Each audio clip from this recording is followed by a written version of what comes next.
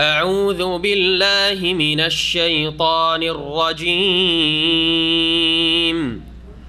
وإذ قال ربك للملائكة إني جاعل في الأرض خليفة قالوا أتجعل فيها من يفسد فيها ويسفك الدماء ونحن نسبح بحمدك ونقدس لك قال إني أعلم ما لا تعلمون وعلم آدم الأسماء كلها ثم عرضهم على الملائكة فقال أنبئوني بأسماء هؤلاء إن كنتم صادقين قالوا سبحانك لا علم لنا إلا ما علمتنا إنك أنت العليم الحكيم قال يا آدم أنبئهم بأسمائهم فلما أنبأهم بأسمائهم قال ألم أقل لكم إني أعلم غيب السماوات والأرض وأعلم ما تبدون وما كنتم تكتمون وإذ قلنا للملائكة اسجدوا لآدم فسجدوا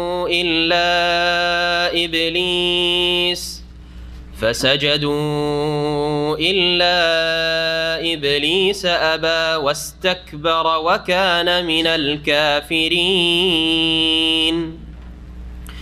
وقلنا يا آدم اسكن أنت وزوجك الجنة وكلا منها رغدا حيث شئتما ولا تقربا هذه الشجرة فتكونا من الظالمين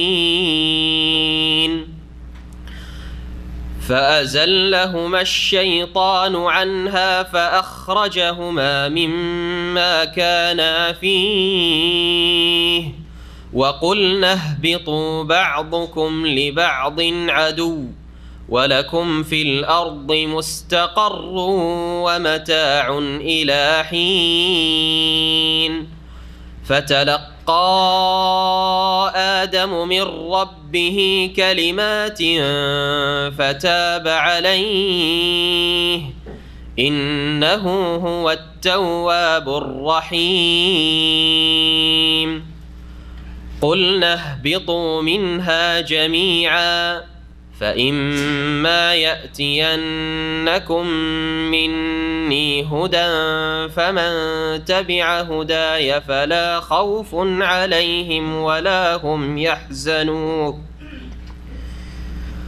قلنا اهبطوا منها جميعا فإما يأتينكم مني هدى فمن تبع هداي فلا خوف عليهم ولا هم يحزنون والذين كفروا وكذبوا بآياتنا أولئك أصحاب النار هم فيها خالدون. السلام عليكم ورحمة الله وبركاته. بسم الله الرحمن الرحيم الحمد لله رب العالمين والصلاة والسلام على سيد المرسلين نبينا محمد وعلى آله وصحبه أجمعين أما بعد فأعوذ بالله من الشيطان الرجيم وعلم آدم الأسماء كلها ثم عرضهم على الملائكة فقال أنبئوني بأسماء هؤلاء إن كنتم صادقين قالوا سبحانك لا علم لنا إلا ما علمتنا إنك أنت العليم الحكيم মহান আল্লাহর সমস্ত প্রশংসা যে আল্লাহ রাব্বুল আলামিন মানব জাতিকে তার পক্ষ থেকে বিশেষ জ্ঞান দান করার মাধ্যমে ফজিলত দান করেছেন। সালাত এবং সালাম নাজিল হোক প্রিয় নবী মুহাম্মদুর রাসূলুল্লাহ সাল্লাল্লাহু আলাইহি ওয়াসাল্লামের প্রতি, যাকে আল্লাহ রাব্বুল আলামিন কোরআনে কারীম দিয়ে সম্মানিত করেছেন, যাকে শেষ নবুয়াত এবং রিসালাত দিয়ে সম্মানিত করেছেন। আমাদের সূরা বাকারার তাফসীরের চতুর্থ পর্ব আজকে শুরু হবে আয়াত নম্বর 31 থেকে। আলোচনা চলছে আদম আলাইহিস সালামের সৃষ্টি সম্পর্কে।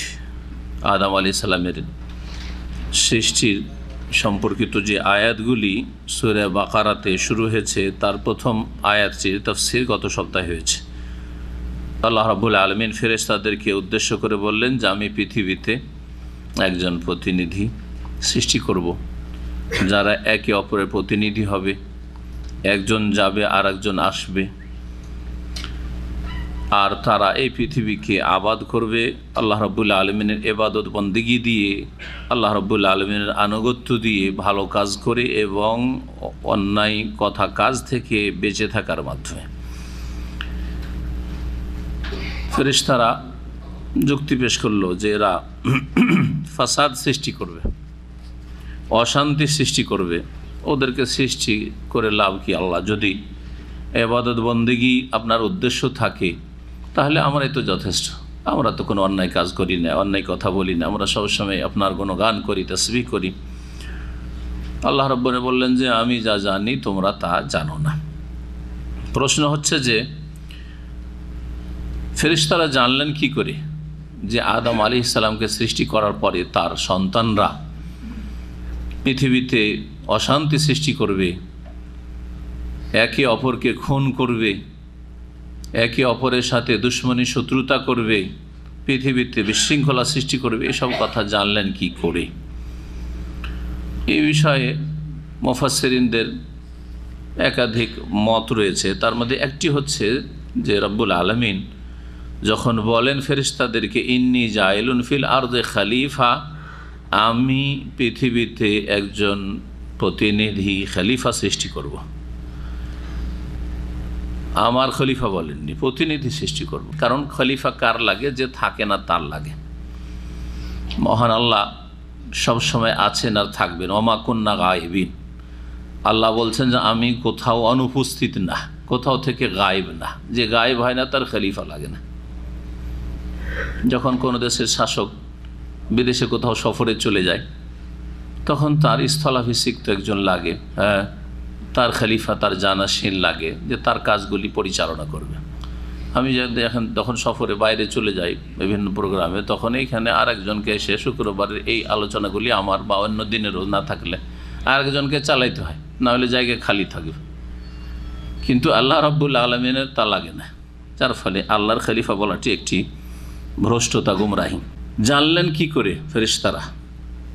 একটি মত হচ্ছে যে এখানে একটি বাক্য উজ্জ্ব আছে, সব কথা উল্লেখ করা হয়নি। কথাটি এরকম ছিল, ইন্নী জাইলুন ফিল আরদে খলিফাতান ইয়াফআলু কাযা ওয়া কাযা, আমি পৃথিবীতে এমন এক প্রতিনিধি সৃষ্টি করব যার সন্তানরা, যার বংশধর আদম সন্তান, ইয়াফআলু কাযা ওয়া কাযা, তারা পৃথিবীতে এই কাজগুলি করবে, তারা এই ভালো কাজ করবে, তারা এই ফিতনা ফাসাদ সৃষ্টি করবে, মারামারি করবে, কাটাকাটি করবে, ঝগড়া বিবাদ করবে, এইভাবে আল্লাহ বলেছিলেন।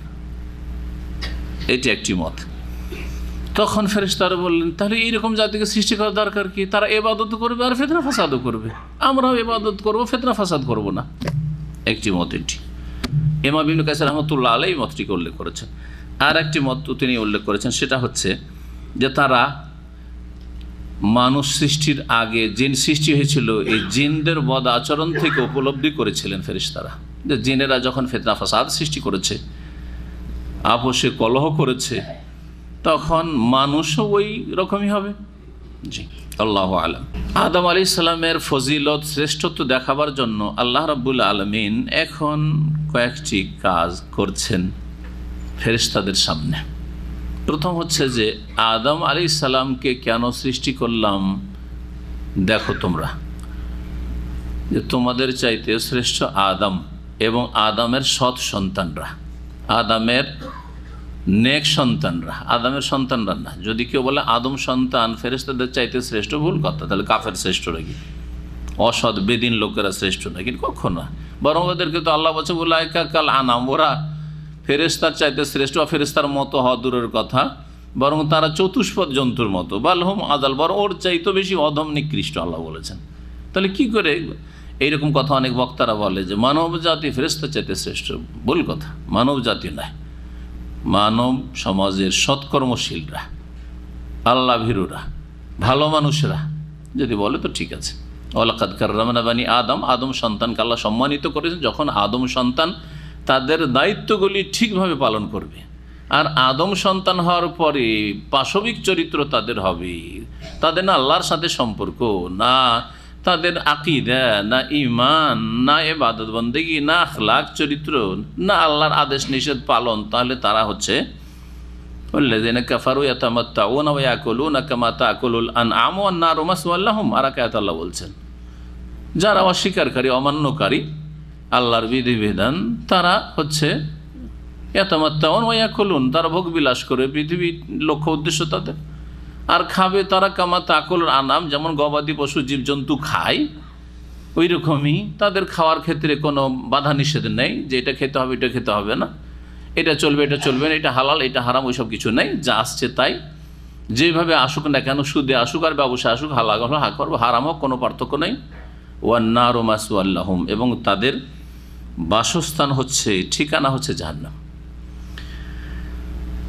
তো আদম সন্তানের যারা সৎকর্মশীল ভালো মানুষ, তাদেরকে আল্লাহ শ্রেষ্ঠত্ব দান করেছেন। এই শ্রেষ্ঠত্ব দেখাবার জন্য আদম আলাইহিস সালামকে আল্লাহ রাব্বুল আলামিন যে সব জীবজন্তু বা বস্তু সৃষ্টি করেছেন জমিনে, সেগুলির নাম শিখিয়ে দিলেন।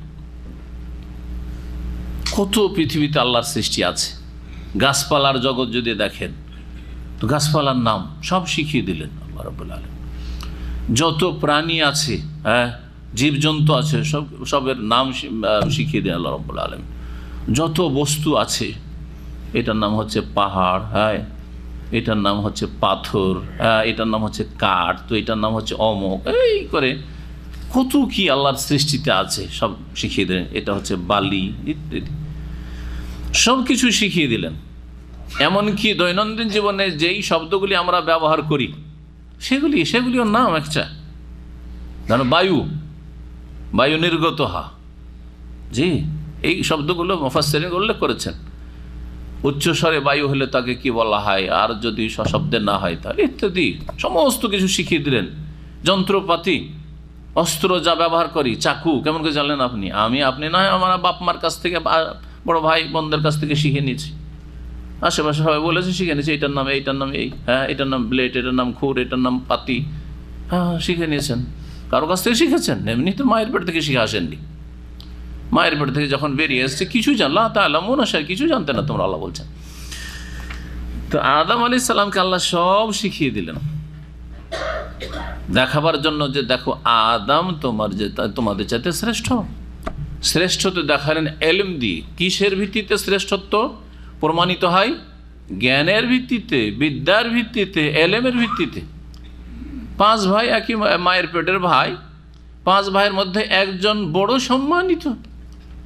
কিসের ভিত্তিতে? তার এলমের ভিত্তিতে। দেশ বিদেশ সারা দুনিয়ায় তারা বহু কাজ হচ্ছে, সে দিনের কাজ হোক দুনিয়ার কাজ হোক, দিনের কাজ হলে সবচেয়ে ভালো। খায়রুকুম মান তাআল্লামাল কোরআন ওয়া আল্লামা, সবচেয়ে শ্রেষ্ঠ তোমাদের মধ্যে যে কোরআন শিখে অথবা শিখায়, আল্লাহর দিন শিখে এবং শিখায়, আল্লাহর কিতাব শিখে এবং শিখায়। কিন্তু দুনিয়ার ক্ষেত্রেও যদি এলেম থাকে, একজনের কাছে দুনিয়ার এলেম আছে, আরেকজন আর যে 4 ভাই আছে তাদের কাছে দিনেরও এলেম নেই, দুনিয়ারও এলেম নেই।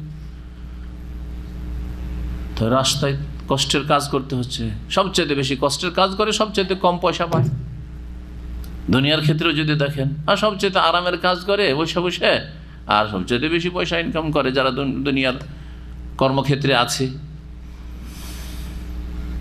ইলমের মাধ্যমে মানুষ শ্রেষ্ঠত্ব লাভ করে, ফজিলত লাভ করে, মর্যাদা হাসিল করে। মহান আল্লাহ বলছেন ওয়া আল্লামা আদম আল আসমা কুল্লাহা, মহান আল্লাহ আদম আলাইহিস সালামকে সমস্ত কিছুর নাম শিখিয়ে দিলেন, নামের জ্ঞান দান করলেন। সুম্মা আরাদাহুম আলাল মালায়েকা, তারপরে ওই সব কিছুকে ফেরেশতাদের সামনে পেশ করলেন, যেগুলির নাম শিখিয়ে দিলেন। সামনে যা দেখা যেতে পারে এগুলিকে ফেরেশতাদের সামনে পেশ করলেন। আর বললেন ফাকাল আম্বিউনি বিআসমাই হাউলাই ইন কুনতুম সাদিকিন, তোমরা যদি তোমাদের যে কথা দাবি যে আল্লাহ সৃষ্টি করিয়েন না আদমকে, ক্ষতির দিক বেশি, লাভ নেই, সৃষ্টি করিয়েন না, এই কথাই যদি তোমরা সত্যবাদী হও, তোমাদেরটাই যদি ঠিক হয়, তাহলে এগুলির নাম তোমরা আমাকে জানিয়ে দাও। আম্বিউনি, আম্বা মানে জানিয়ে দাও, আমাকে বলো বা আমাকে জানাও, বি আসমাই হাউলাই, এসবের নাম, ইন কুনতুম সাদিকিন, যদি তোমরা সত্যবাদী হও তোমাদের এই দাবিতে, তাহলে তোমাদের কথাই ঠিক থাকবে যে সৃষ্টি করব না। কিন্তু না, কালু, তারা জানে না, জীবনে এগুলোর নাম জানে না, এগুলো তাদের ক্ষেত্রও ছিল না, ফিল্ড ছিল না, এইসব জেনে লাভটা কি? আল্লাহ জানাননি, শেখাননি, কিছুই জানেন না এই সম্পর্কে। তাদের যে বিষয়ে দায়িত্ব ছিল সেই বিষয়গুলি তারা জানেন। কালু, তখন ফেরেশতারা বললেন, সুবহানাক, তোমার মহিমা পবিত্রতা ঘোষণা করি। সুবহানাকা, এটা হচ্ছে মাসদার, আরবি গ্রামারে মাফুলে মুতলাক, ওসাব্বিহু সুবহানাক, নোসাব্বিহু সুবহানাক, হে আল্লাহ আমরা তোমার পবিত্রতা ঘোষণা করি। এই জন্য সুবহানাকা সবসময় ফাতা জাবার দিয়ে আছে, কোথাও সুবহানকা পাবেন না, উনি যে কোনো জায়গায় সুবহান আল্লাহ বলছেন, তাই না? সুবহানাকা, সুবহানা রব্বিকা রব্বিল ইজ্জাতি আম্মা ইয়াসিফুন ওয়া সালামুন আলাল মুরসালিন ওয়ালহামদুলিল্লাহি রাব্বিল আলামিন, সব জায়গায় সুবহানা নাই জাবার দিয়ে আছে। এটা যারা মাদ্রাসা পড়েন বা পড়ান তাদের জন্য, যেখানে ফাতা কেন হইল, সুবহানও কেন না হয়, সুবহান নেই কেন নেই, কোনো জায়গায় তো নেই। মফুলে মুতলাক আর মফুলকে ফাতা হয়, মানে সুবাতের একটি হচ্ছে মফুলে মুতলাক। লা ইলমা লানা ইল্লা মা আল্লামতানা, হে আল্লাহ আমাদের কাছে তো কোনো জ্ঞান নেই একমাত্র সেই জ্ঞান ছাড়া যা তুমি আমাদেরকে শিখিয়েছ। তোমার শেখানো ছাড়া আমাদের কাছে আর তো অন্য কোথাও থেকে কোনো সূত্র থেকে জ্ঞান আসার কোনো পথ নেই, অন্য কোনো সূত্র নেই। ইন্নাকা আনতাল আলিমুল হাকিম, নিশ্চয়ই তুমি সর্বজ্ঞ, আলিম সব কিছুই জানো, আল হাকিম প্রজ্ঞাময়, তোমার সব কিছুই জানা আছে, তুমি সব জানো আমরা জানি না। আর তুমি যা কিছু করো তাতে হেকমা রয়েছে, তুমি আদম আলাইহিস সালামকে সৃষ্টি করেছো, এতে প্রজ্ঞা রয়েছে, হেকমত রয়েছে, তত্ত্ব রয়েছে। তুমি যে আমাদেরকে জিজ্ঞেস করছো আমরা জবাব দিতে পারছি না, এইটা উদ্দেশ্যবিহীন নয়, ফালতু কাজ নয়, বরং এতেও প্রজ্ঞা রয়েছে। আল হাকিম, তো আল্লাহ রাব্বুল আলামিনকে তারা হাকিম আর আলিম বলে সম্বোধন করলেন এই উদ্দেশ্যে যে আল্লাহ তোমার কোনো কথা কাজ অসার নয় বা উদ্দেশ্যবিহীন নয়, বেকার নয়। কালা ইয়া আদম, আল্লাহ বললেন হে আদম, আম্বিউহুম বিআসমাইহিম, তুমি এদেরকে জানিয়ে দাও এই সবগুলির নাম, ওরা তো বলতে পারলো না, তুমি বলে দাও। আল্লাহ আদম আলাইহিস সালামকে এই জ্ঞান দিয়ে রেখেছেন। জি, আদম আলাইহিস সালাম এক এক করে সব কিছু যা সামনে আছে এটা এটা এটা এটা এটা সব নাম বলে দিলেন। ফালাম্মা আম্বাআহুম বিআসমাইহিম, যখন আদম আলাইহিস সালাম তাদেরকে জানিয়ে দিলেন ওই সবের নাম সম্পর্কে, কালা, তখন মহান আল্লাহ বললেন, আলাম আকুল লাকুম, আমি কি তোমাদেরকে বলি নাই, ইন্নী আলাম গায়বাস সামাওয়াতি ওয়াল আরদ, যে আমি আকাশসমূহ এবং পৃথিবীর অদৃশ্য সম্পর্কে জানি। ইন্নী আলাম, আমি জানি, তোমাদের কাছে অদৃশ্য কিন্তু আমার কাছে অদৃশ্য না, আমার কাছে সব কিছু দৃশ্য। তোমাদের দিকে লক্ষ্য করে যা অদৃশ্য তাও আমার দৃশ্য, আর যা তোমাদের দৃশ্য তাও আমার দৃশ্য, মানে যা তোমরা দেখো না তাও আমি দেখি, যা জানো না তাও আমি জানি, আর যা তোমরা দেখো জানো তাও জানি। ওয়া আ'লামু মা তুবদুনা ওয়া মা কুনতুম তাকতুমুন, আর তোমরা যা কিছু প্রকাশ করো আর যা গোপন করো তাও আমি জানি। আল্লাহ, তোমাদের মনে কিছু কথা আসে আবার প্রকাশ করো অনেক সময়, তাও আল্লাহ জানেন, আবার প্রকাশ করো না তাও আল্লাহ জানেন। সুতরাং মনে কোনো একটা ভালো কথা আসলো, করলেন, প্রকাশ হলো, তাও আল্লাহ জানেন। ভালো কথা আসলো আর করলেন না, তাও আল্লাহ জানেন যে ভালো একটা কথা আপনার নিয়তে ছিল কিন্তু করেননি বা করতে পারেন নাই, তাও আল্লাহ জানছেন। পারেন নাই তখন আল্লাহ ওই জন্য সওয়াব দেবেন আপনাকে, ভালো কাজের নিয়ত ছিল করতে পারেন নাই। মন্দ কথা কাজ অন্তরে আসছে, কুমন্ত্রণা, ওয়াসওয়াসা, তারপরে তার বহিঃপ্রকাশ ঘটছে, সেই পাপটি বা সেই ভুলটি হচ্ছে, করছেন, তাও আল্লাহ জানছেন। মা তুবদুন, যা প্রকাশ করছো। আর অনেক খারাপ কথাই মনের ভিতরে আসে, আর অনেকেই করেন না, প্রকাশ করেন না মুখে অথবা কাজের মাধ্যমে, তাও আল্লাহ জানেন। ওমা কুনতুম তাকতুমুন। ওয়াইদ কুলনা লিল মালাইকাতি ইসজুদু লিআদম। আদম আলাইহিস সালামকে সৃষ্টি করলেন এবং আদম আলাইহিস সালামের ফজিলত দেখাতে চান। বলবেন দ্বিতীয় ফজিলত, এক হচ্ছে এলমের মাধ্যমে আল্লাহ সম্মানিত করলেন আদম আলাইহিস সালামকে, আদম সন্তানকে, যে এলম যার কাছে থাকবে সে সম্মানিত হবে। আর একটা হচ্ছে যে ফেরেশতাদেরকে বললেন যে তোমরা আদমকে সেজদা করবে, আদম তোমাদের চাইতে শ্রেষ্ঠ, তাই তো তাকে কি করতে হবে? সেজদা করতে হবে। এই সেজদা হচ্ছে সম্মানের সেজদা, সেজদায় তাজিম, সেজদা এবাদা না, এবাদতের সেজদা না। এবাদতের সেজদা মানব জাতির ইতিহাসে সব সময় হারাম ছিল। এবাদত একমাত্র কার জন্য? আল্লাহর জন্য। এটা শুধু নবী মুহাম্মদ সাল্লাল্লাহু আলাইহি সাল্লামের দাওয়াত নয়, বরং সমস্ত নবী রাসূলের দাওয়াত হচ্ছে এবাদত কার জন্য? আনে আবুদুল্লাহ মা লাকুম মিন ইলাহিন গায়রুহু। আদ সম্প্রদায়ের জন্য যখন আল্লাহ হুদকে পাঠালেন আলাইহিস সালাম, সামুদ সম্প্রদায়ের জন্য যখন সালেহ আলাইহিস সালামকে পাঠালেন, শুআইব আলাইহিস সালামকে মাদিয়ানবাসীর জন্য পাঠালেন, সমস্ত নবী রাসূলদের ক্ষেত্রে কোরআনে কারিমে রয়েছে, সূরা হুদে রয়েছে, সূরা আরাফে রয়েছে এই বিষয়গুলি। আল্লাহ রাব্বুল বলছেন যে তাদের দাওয়াত, প্রত্যেক নবীর দাওয়াত ছিল আনে আবুদুল্লাহ, তোমরা কি করবে? আল্লাহর ইবাদত করবে। আর সেজদার চাইতে বড় ইবাদত কি হতে পারে? মানুষ ইবাদত করতে করতে শরীরের সবচাইতে সম্মানিত মর্যাদাপূর্ণ যে অঙ্গটি সেটা হচ্ছে এই মাথা, চেহারা, মুখমণ্ডল, কপাল, সেটাও মাটিতে ধুলোতে লুটিয়ে দেয়। এর চাইতে বড় ইবাদত কিছু হতে পারে না। ওয়াসজুদ ওয়াক্তারিফ, আল্লাহ বলছেন আল্লাহর সান্নিধ্য লাভের ক্ষেত্রে, আল্লাহর নৈকট্য অর্জন করার ক্ষেত্রে যে সেজদার মাধ্যমে, মানে নামাজের ভিতরে সেজদা করি, বাইরে সেজদা আবার বেদাতীদের সেজদা না। একটা সেজদা আবার বেদাতীদের সেজদা আছে, জানা আছে না? কি সেজদা?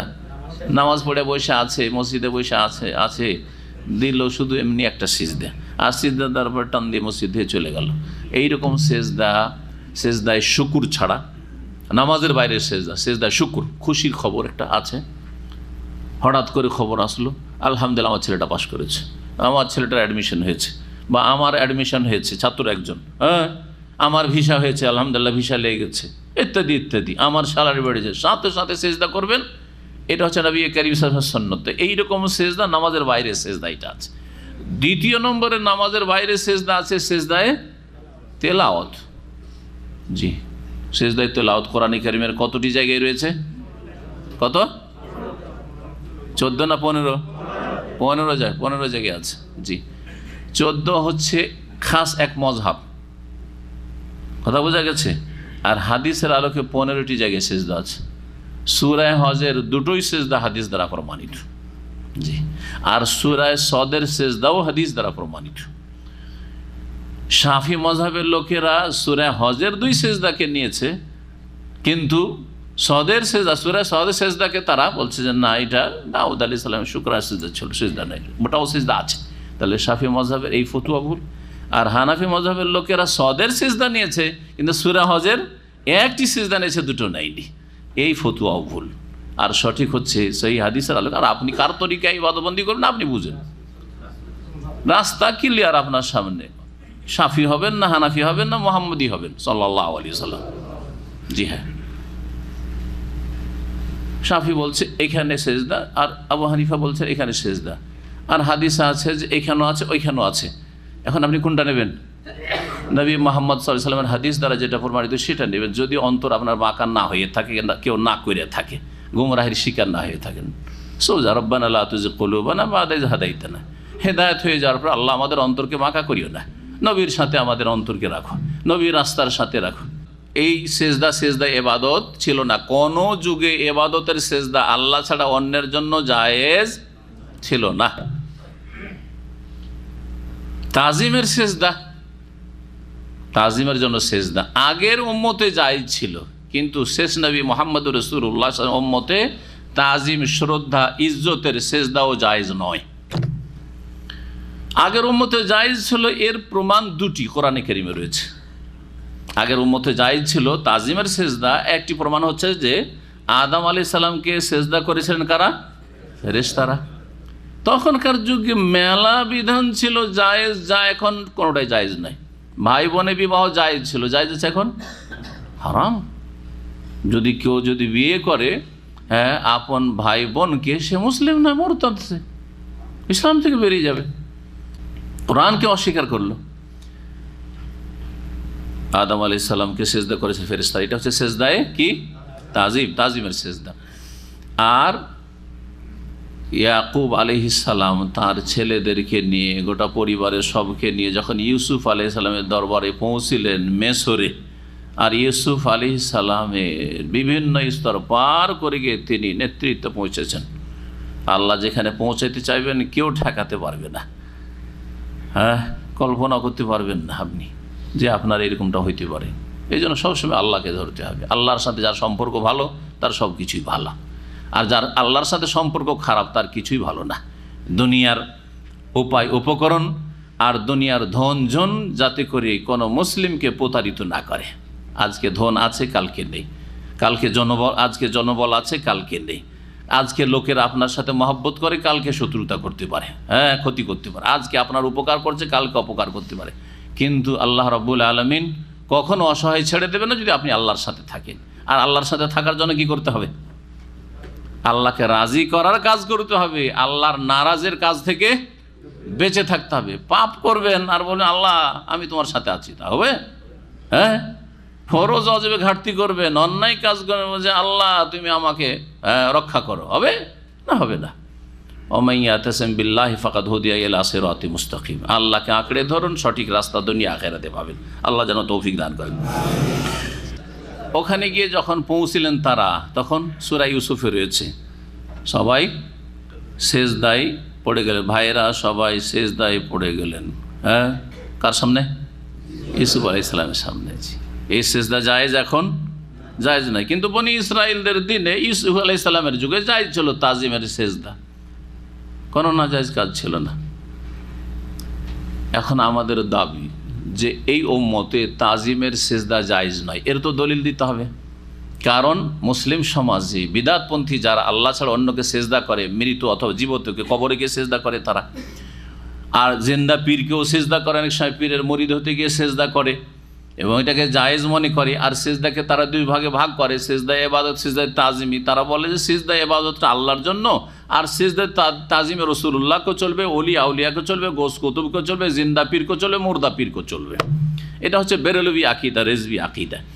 এর খণ্ডনে তো আমাকে দলিল পেশ করতে হবে যে দিন ইসলামে নবী করিম সাল্লাল্লাহু আলাইহি ওয়াসাল্লামের নিয়ে আসা যে দিন, ইন্নাদ-দীন ইনদাল্লাহিল ইসলাম, এই দিনে ইবাদতেরও সেজদা গায়রুল্লাহকে জায়েজ নয়, আর তাজিমেরও সেজদা জায়েজ নয়। এই মর্মে নবী করিম সাল্লাল্লাহু আলাইহি ওয়াসাল্লাম হাদিস রয়েছে, তিরমিজিতে হাদিস সহিহ, লাউ কুনতু আমিরান আহাদান আন ইয়াসজুদা লি আহাদিন লা আমারতুল মারআতা আন তাসজুদা লি যাওজিহা। যদি কাউকে আমি হুকুম দিতাম যে তোমাকে অমুককে সেজদা করতে হবে, তাহলে লা আমারতুল মারআতা, স্ত্রীকে বলতাম আন তাসজুদা লি যাওজিহা, যেন স্বামীকে সেজদা করে। এই যে স্বামীকে সেজদা করা, এটা কি ইবাদতের সেজদা? কিসের সেজদা? তাজিম। স্বামীর যে মর্যাদা রয়েছে, স্বামীর যে সম্মান রয়েছে, স্বামী যে তোমার ভরণ পোষণ সব কিছুর দায়িত্ব তার ওপর, তোমার সুরক্ষার, তোমার দেখাশোনার সব দায়িত্ব তার ওপর। তুমি শুধু বাড়িতে রানী হয়ে বাড়ির কাজ, ভিতরের কাজটা তুমি দেখবে, বাইরের কোনো টেনশন তোমার নেই।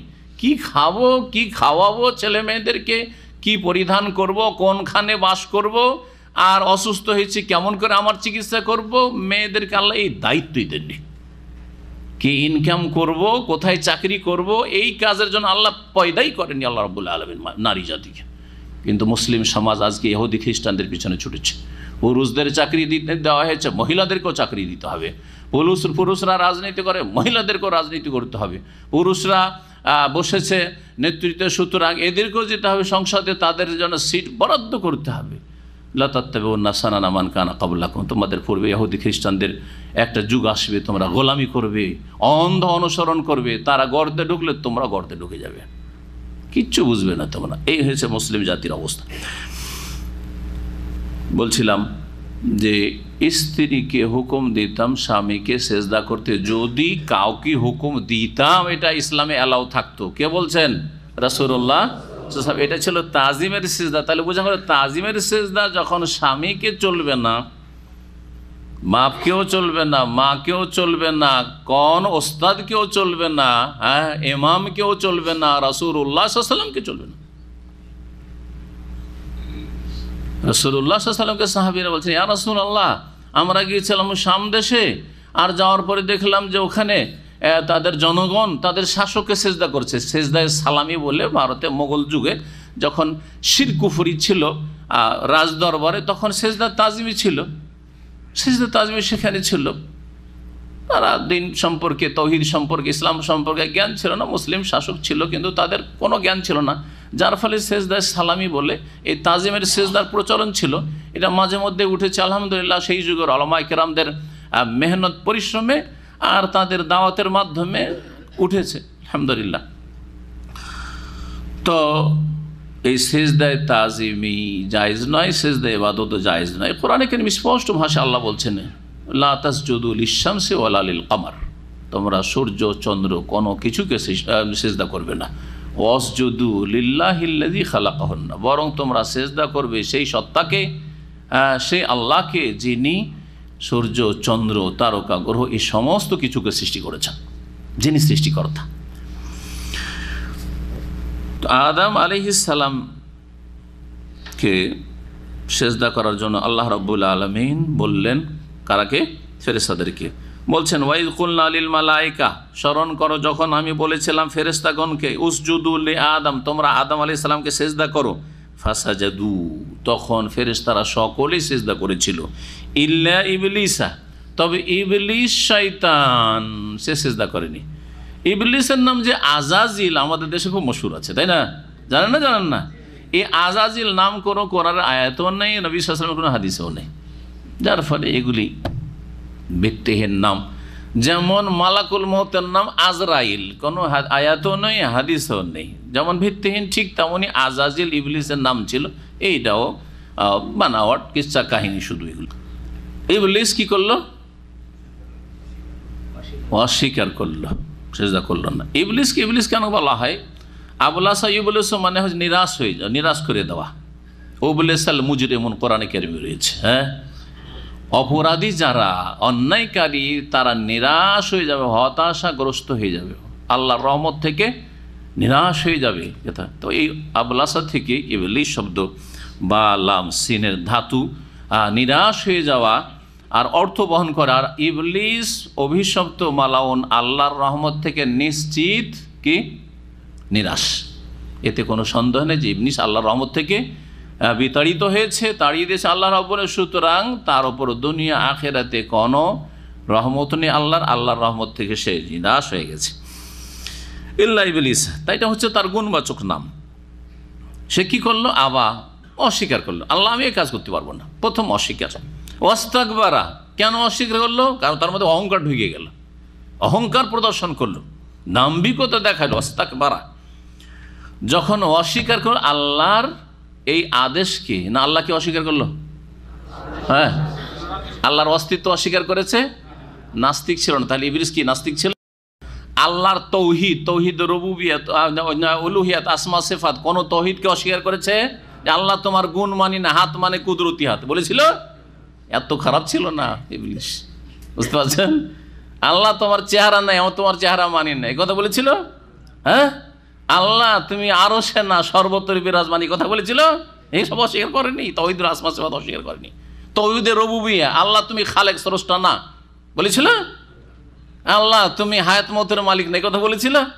হ্যাঁ, আল্লাহ তোমার হাতে নিয়ন্ত্রণ না, গৌস কুতুবের হাতেও নিয়ন্ত্রণ আছে, কথা বলেছিল? তাহলে আজকালকার মুশরিক আর ইবলিসকে ছড়িয়ে গেছে।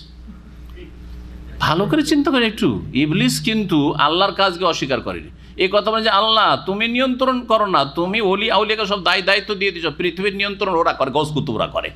প্রত্যেক গ্রামের কেনারা কেন একজন করে আল্লাহর গৌস কুতুব আছে, যারা ধৈর্য আছে, না হলে জমিন ধ্বংস হয়ে যাবে। হাউজ বলে তো ইবলিসও বলেনি কথা, ইবলিসও বলেনি সব কথা। চিন্তা করুন একটু যে কোন দিন মানুষ পালন করছে, জান্নাতের আশায় আর জাহান্নাম থেকে বাঁচার আশায়, আর এই শিরকি কুফরি আকীদা নিয়ে যদি নামাজ পড়ে কোনো কিছুই কবুল হয় না, কোনো কিছু কবুল হয় না। আমেলাতুন নাসিবা, এত আমল করে কঠোর পরিশ্রম করে তাসলা নারান হামিয়া, জ্বলন্ত আগুনে ঢুকতে হবে। ইবলিসকে বলেছিল তোমার কোনোটাই মানি না, এ কথা বলেছিল। তাহলে আল্লাহর উলুহিয়তকে অস্বীকার, তিন তৌহিদের কোনোটাকে অস্বীকার করেনি। আল্লাহর যে এই ইবলিসের যে এই কুফরি ছিল, এই কুফরিটা আল্লাহর অস্তিত্বকে অস্বীকার করে, ওজুদকে অস্বীকার করেনি। তারপরে আল্লাহর রুবুবিয়তকে অস্বীকার করেনি। আল্লাহ রাব্বুল আলামিনের আসমা সিফাত কেউ অস্বীকার করেনি, যে তোমার এই গুণ মানি না, তোমার এই ক্ষমতা মানি না। আর আল্লাহর ইবাদতকে অস্বীকার করেনি। আল্লাহ তোমার কোনোটাই আদেশ মানব না, এই কথা বলেছিল কি না? কোনটা মানব না? এই কথাটা মানা যাবে না। কোন কথাটা? এই যে উসজুদু লি আদম, আদমকে সিজদা করো, ফেরেশতারা করুক, আমি করব না, এই কথাটা মানা যাবে না। একটা বিধানকে, হুকুমকে অস্বীকার করেছিল অহংকার বশত। পিছনে কাজ করছিল কি ভিতরে কাজ কি করছিল? অহংকার। আমি বড়, সে ছোট, সে মাটি দিয়ে তৈরি, আমি আগুনের তৈরি, আগুন জ্বললে ওপর দিকে যায় আর মাটিকে ছড়লে নিচের দিকে পড়ে, ওপরে যায় না। সুতরাং আমি কি করে মাটিকে সেজদা করতে পারি? এটা অসম্ভব, আমি এটা মানব না। সব মানছি আল্লাহ, এটা মানা যাবে না। আবার অস্বীকার করেছিল এই হুকুমটা, সব কিছু না, অস্তাকবার অহংকার করেছিল। সুতরাং কি হয়ে গেছিল? হ্যাঁ, মুসলিম ছিল। ওয়াকানা মিনাল কাফিরিন, সুতরাং সে কি হয়ে গেছিল? আল্লাহ বলছে কাফের হয়ে গেছিল, কাফের হয়ে গেছিল, অস্বীকারী, অমান্যকারী। ইবলিস একটা অস্বীকার করলো, একটা অহংকার করলো, দুটা পাপ হইল, অস্বীকারের পাপ। এটা ছিল এই জন্য কুফরুল, এটাকে বলা হচ্ছে কুফরুল ইনকার, কুফরুল জুহুদ, অস্বীকারের কুফরি। তাহলে কুফরি শুধু আল্লাহর অস্তিত্ব অস্বীকার করা নয়, আল্লাহর একত্ব অস্বীকার করা নয়, বা আল্লাহর বিধিবিধান কোনোটাই মানব না, কোরআন অস্বীকার করা নয়, বরং আল্লাহ রাব্বুল আলামিন একটা আদেশ বা নিষেধাজ্ঞা যদি কোরআন সুন্নাহ দ্বারা স্পষ্ট হয়, সেটাকে অস্বীকার করলে কাফের হয়ে যায়। অস্বীকারের অপরাধ কুফরি, অহংকারের অপরাধ। আর একটি অপরাধ করেছিল ইবলিস আল্লাহর জমিনে মানব সৃষ্টির পরে প্রথম যে পাপটি হয়েছিল, সেই পাপটি কি ছিল কেউ বলতে পারেন? না, হত্যার পাপ তো মেলা পরে।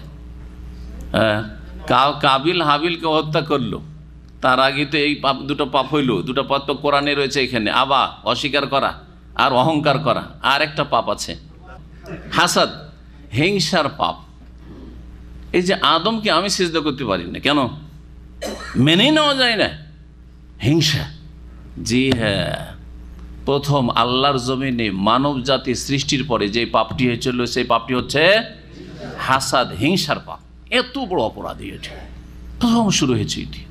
হিংসা যদি তার ভিতরে না ঢুকতো তাহলে অস্বীকার করতো না, হিংসা যদি না ঢুকতো তাহলে অহংকার করতো না। যাক, আল্লাহর হুকুম হয়েছে, ওকে এটা দিয়ে মর্যাদা দিয়েছে, আমাকে অন্য কিছু দিয়েছে। হ্যাঁ, আমি তো জিন, তারপর আমাকে ফেরেশতার মাঝে থাকতে দিয়েছে। এটা কি যেমন তেমন কথা নাকি? এটা তার চিন্তা করা উচিত ছিল যদি ও হেদায়েত নসিব থাকতো, কিন্তু ওই সব চিন্তা তার মগজে ঢুকলো না, হিংসা ঢুকে গেল। আমি আনা, এই যে আমি কথাটি মারাত্মক কথা। জি, আমি বলছি, আমি করছি, আমি মনে করি, এই যে আমি কথাটি খুব মারাত্মক ক্ষতিকর কথা। জি, সুবহানাল্লাহ। এটা হচ্ছে অহংকারের। আর আরেকটা হচ্ছে হিংসা। হিংসা পয়দা হইলেই অহংকার পয়দা হয়, হিংসা পয়দা হইলেই অহংকার পয়দা। মেনে নিতে পারেন না, কেউ এগিয়ে চলে যাচ্ছে যে কোনো ক্ষেত্রে, গ্রাম অঞ্চলে ধন সম্পদ নিয়ে যে কত হিংসা। যদি একটু বাড়িঘর ভালো করে নেন আর জমি জায়গা কেন, হিংসা আর শেষ নেই। আপনজনরা হিংসা করবে, আপনজনরা হিংসা করবে। এই হিংসা মুক্ত মনে হয় কোনো অঙ্গনই নেই, কোনো অঙ্গন নেই। আর যে সাবজেক্টের লোক, ওই সাবজেক্টের লোকের হিংসা করে। বোঝা গেছে কি না? আলেমের হিংসা মেডিকেলের ডাক্তার করবে না, আর ডাক্তারের হিংসা কোনো আলেম করবে না। মাদ্রাসায় চলে যান, হিংসার পরিবেশ বিরাজ করছে, আলেমের বিরুদ্ধে হিংসা। ক্লাসমেট ছাত্র, মাদ্রাসার ছাত্র নিজের ক্লাসের সাথী সঙ্গীদের হিংসা করছে। আরে ও ফার্স্ট হয়ে যাবে, হ্যাঁ ওকে ঠেকাইতে হবে। ও নিজে বাড়ার চেষ্টা, মেহনত করে, আমি বাড়ি না, ওকে কেমন করে ঠেকাবো। ওর উপরে কোনো দোষ টোষ চাপিয়ে দিয়ে ওকে এখান থেকে বহিষ্কার করার ব্যবস্থা, এরকম মেলা ঘটনা ঘটেছে। জি, এক ছেলে মদিনা ইউনিভার্সিটিতে এখনও পড়ছে, রাতের অন্ধকারে এমন ষড়যন্ত্র করে সেই ছেলেটা ক্লাসে ফার্স্ট চলে আসছিল, এখন ওকে তাড়িয়ে যেটা সেকেন্ড ছিল ও ফার্স্ট হবে শুধু সেই জন্য। রাতের অন্ধকারে ওকে চোর বানিয়ে দিল, চোর চোর চোর চোর, ধরো একে, ধরে দিয়ে তোকে মাদ্রাসা থেকে বের করে দিল। এখন শিক্ষকেরা তো গায়েব জানে না, চোর ধরা খেয়েছে, কয়েকজন যুক্তি করেছে বন্ধু বান্ধব মিলে যে একে এভাবে তাড়াইতে হবে। ছেলের বাপ মা 2 বছর আগে হজে এসেছিল, ওর বাপ কান্না করে আমাকে এই ঘটনা বলতে শুরু করলো যে এই ঘটনা ঘটিয়েছে আমার ছেলের সাথে। মাদ্রাসা হিংসা মুক্ত কোনো জায়গা নেই, আল্লাহ হেফাজত করে। কারণ এই হিংসা দিয়ে ইবলিসের পাপ শুরু হয়েছে, হিংসা দিয়ে ইবলিসের পাপ শুরু হয়েছে, যার ফলে হিংসা মুক্ত ইল্লা মান রাহিমাল্লাহ। এবং যেই ব্যক্তির মধ্যে তাকওয়া আছে যে আমি আমার নসিব খাচ্ছি, সে তার নসিব খাচ্ছে, আমার একটা পয়সা সে খেতে পারবে না। একই কোম্পানিতে চাকরি করছেন, হিংসা আসছে আপনার মধ্যে না? আপনি মনকে সান্ত্বনা দেন যে আমার একটা দানা সে খেতে পারবে না, আর তার একটা দানা, একটা রিয়াল আমি খেতে পারবো না। এই আকীদাগুলি যখন মজবুত হয়ে যাবে তখন আর হিংসা হবে না। সে তার খাচ্ছে, আমি আমার খাচ্ছি। আমি সুস্থ আছি, আমার নসিব নিয়ে, আপনি সুস্থ আছেন, আপনার নসিব নিয়ে। হ্যাঁ, বোঝা গেছে না? জি, কারো ভালো গাড়ি দেখলে হিংসা, কারো বাড়ি দেখলে হিংসা, কারো ভালো স্ত্রী দেখলে হিংসা, কারো ছেলে মেয়ে দেখলে হিংসা, ইত্যাদি ইত্যাদি। সুবহানাল্লাহ, আল্লাহ যেন হেফাজত করেন। এই ইবলিস বললাম যে সে ফেরেশতাদের মতো নূরের পয়দা ছিল না, তাই না? এর দলিল বাকি আপনার কাছে? দলিল কি যে আগুনের তৈরি?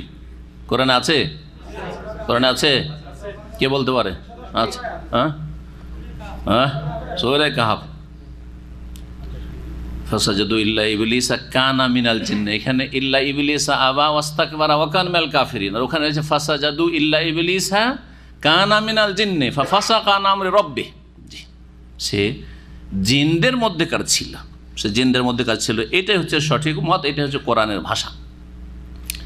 তারপরও একদল এর অপব্যাখ্যা করেছে, ভুল ব্যাখ্যা করেছে। কানা মিনাল জিন্ন মানে সে জিন স্বভাবের ছিল, মানে জিন ছিল না, এই মতও আছে, দুর্বল। জি, সে আসলে আল্লাহ বলছেন জিনের মধ্যেকার, সে জিন জাতির ছিল।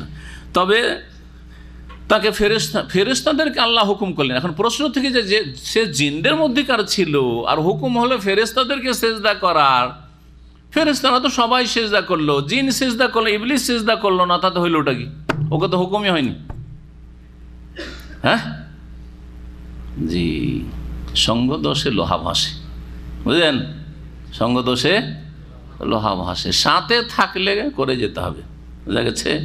জি, আল্লাহ রাব্বুল আলামিন ইবলিসকে সম্মান দিয়েছিলেন যে থাক তুই এর সাথে, ফেরেশতাদের সাথে থাক। ফেরেশতাদেরকে যখন হুকুম হইল তখন তার সাথে সাথে তাকেও হুকুম হলো যে যখন তুই ফেরেশতাদের দলে শামিল হয়েই গেছিস, ওদের সাথে থাকা, বসা, উঠা, চলাফেরা, তাহলে তোকেও সেজদা করতে হবে। এই আদেশের আওতাভুক্ত তুইও, তোকেও সেজদা করতে হবে। তারপরে মহান আল্লাহ বলছেন ওয়াকুলনা ইয়া আদম উসকুন, আমি তারপরে বললাম হে আদম, উসকুন আনতা ওয়া যাওজুকাল জান্নাত, তুমি আর তোমার স্ত্রী জান্নাতে বসবাস করো। জান্নাতে যাওয়ার আগেই হাওয়া আলাইহিস সালামকে বা রাদিয়াল্লাহু আনহাকে সৃষ্টি করা হয়েছিল। আদম আলাইহিস সালাম থেকে হাওয়াকে সৃষ্টি করা হয়েছিল জান্নাতে যাওয়ার আগে, যা সেই হাদিসে রয়েছে যে আদম আলাইহিস সালাম ঘুমিয়েছিলেন, ঘুম ভাঙতেই যতদিন পর্যন্ত হাওয়া সৃষ্টি হয় ততদিন পর্যন্ত যেন মনটা কেমন থাকতো, যেমন এটা অশান্তি। যারা বিবাহ করে বিদেশে এসছেন হঠাৎ করে 1 মাস 2 মাস থেকে, তাদের মনটা যেমন থাকে, জানা আছে না নেই? যারা বিয়ে করে আসছেন তারা ঠিকই জানে, আর যারা এখনও বিয়ে করেনি ওরা বুঝেননি যে মজাই লাগছে, 5 বছর 7 বছর হয়েছে, কোনো ব্যাপারই না। কিন্তু নতুন বিয়ে করে 2-3 মাস থেকেই তারপরে চলে এসছেন, অথবা বিয়ে করেছেন এখনও মানে ওইরকম থাকার সুযোগ পাননি, তাদের যে কেমন দিন কাটছে, রাত কাটছে, ওরা বুঝতে পারছে। তো আদম আলাইহিস সালাম ওইরকম অবস্থা, মানুষের প্রকৃতি একটা আছে, হ্যাঁ, তার শারীরিক চাহিদা, সুতরাং কোনো শান্তি যেন নেই জীবনে, এটা শুষ্ক জীবন, অশান্তির জীবন। ওই সময় ঘুম ভাঙতে দেখছেন হাওয়া তার পাশে, দেখে মুচকি হাসি দিয়েছে, স্বাভাবিক। সুবহানাল্লাহ, মানুষের প্রকৃতি। হ্যাঁ, স্ত্রীকে দেখলেই মুচকি হাসি, যদি সত্যি আন্তরিকতা থাকে, ভালোবাসা থাকে। আল্লাহ বলছেন যে তুমি আর তোমার স্ত্রী জান্নাতে বসবাস করো। ওয়াকুলা মিনহা, আর তোমরা উভয় সেখান থেকে খেতে থাকো, রাগাদান, তৃপ্তির সাথে।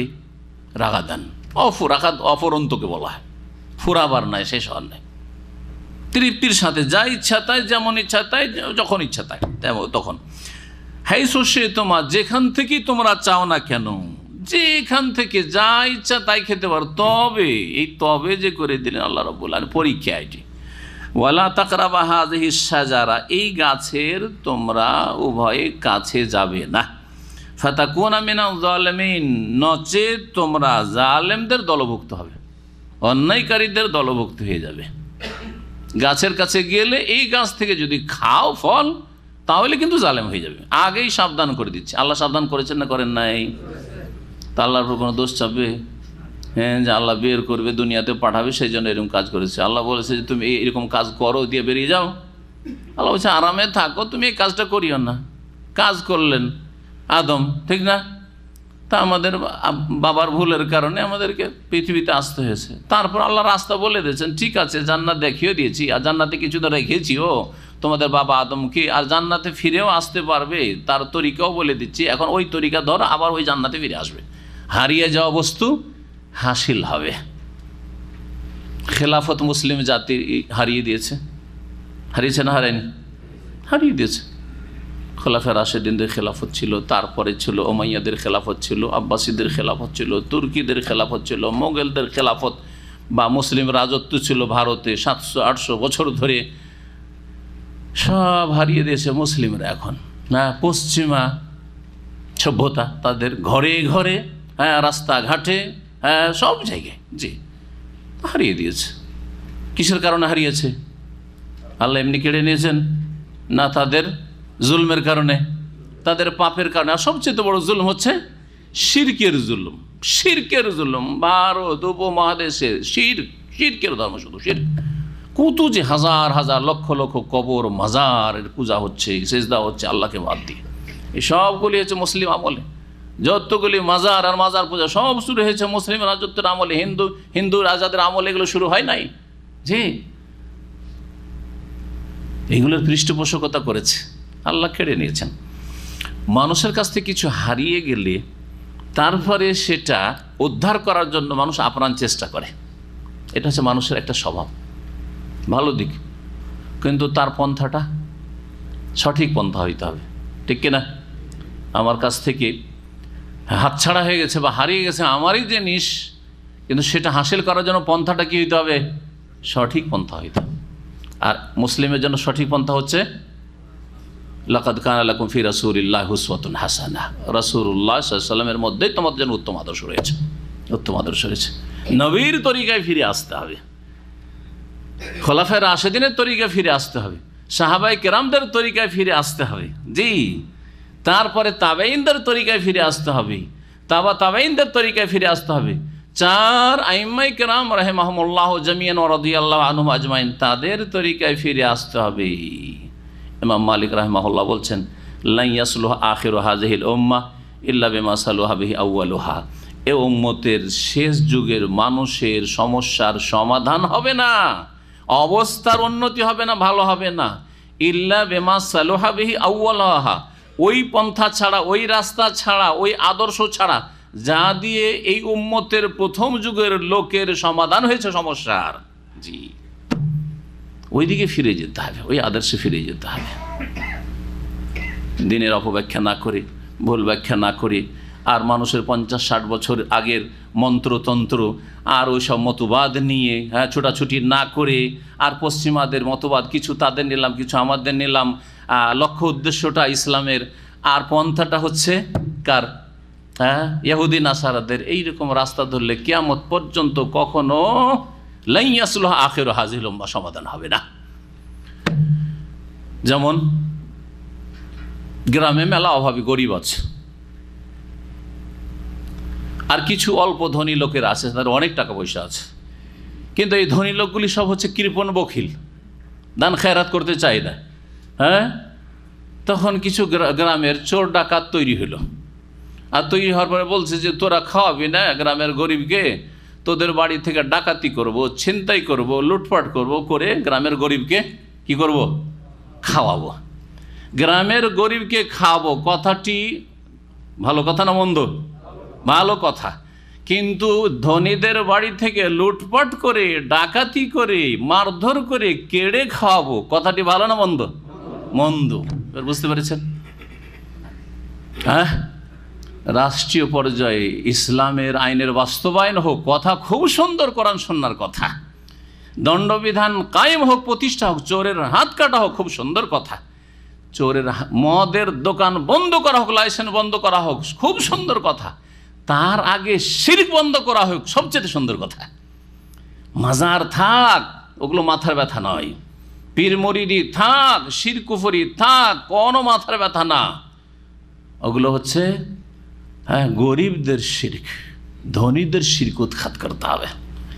তাদের কাছে মদ খাওয়া হচ্ছে শিরকের চাইতে বড় অপরাধ। সেই জন্য মদ, জুয়া খেলা শিরক কুফরির চাইতে বড় অপরাধ, গায়রুল্লাহর সেজদার চাইতে বড় অপরাধ।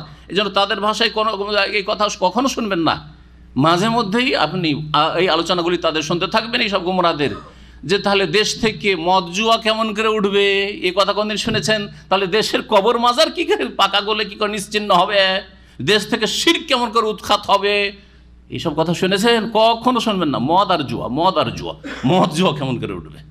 তাহলে তাদের কাছে মদ জুয়ার অপরাধ শিরকের অপরাধ চাইতে বড়।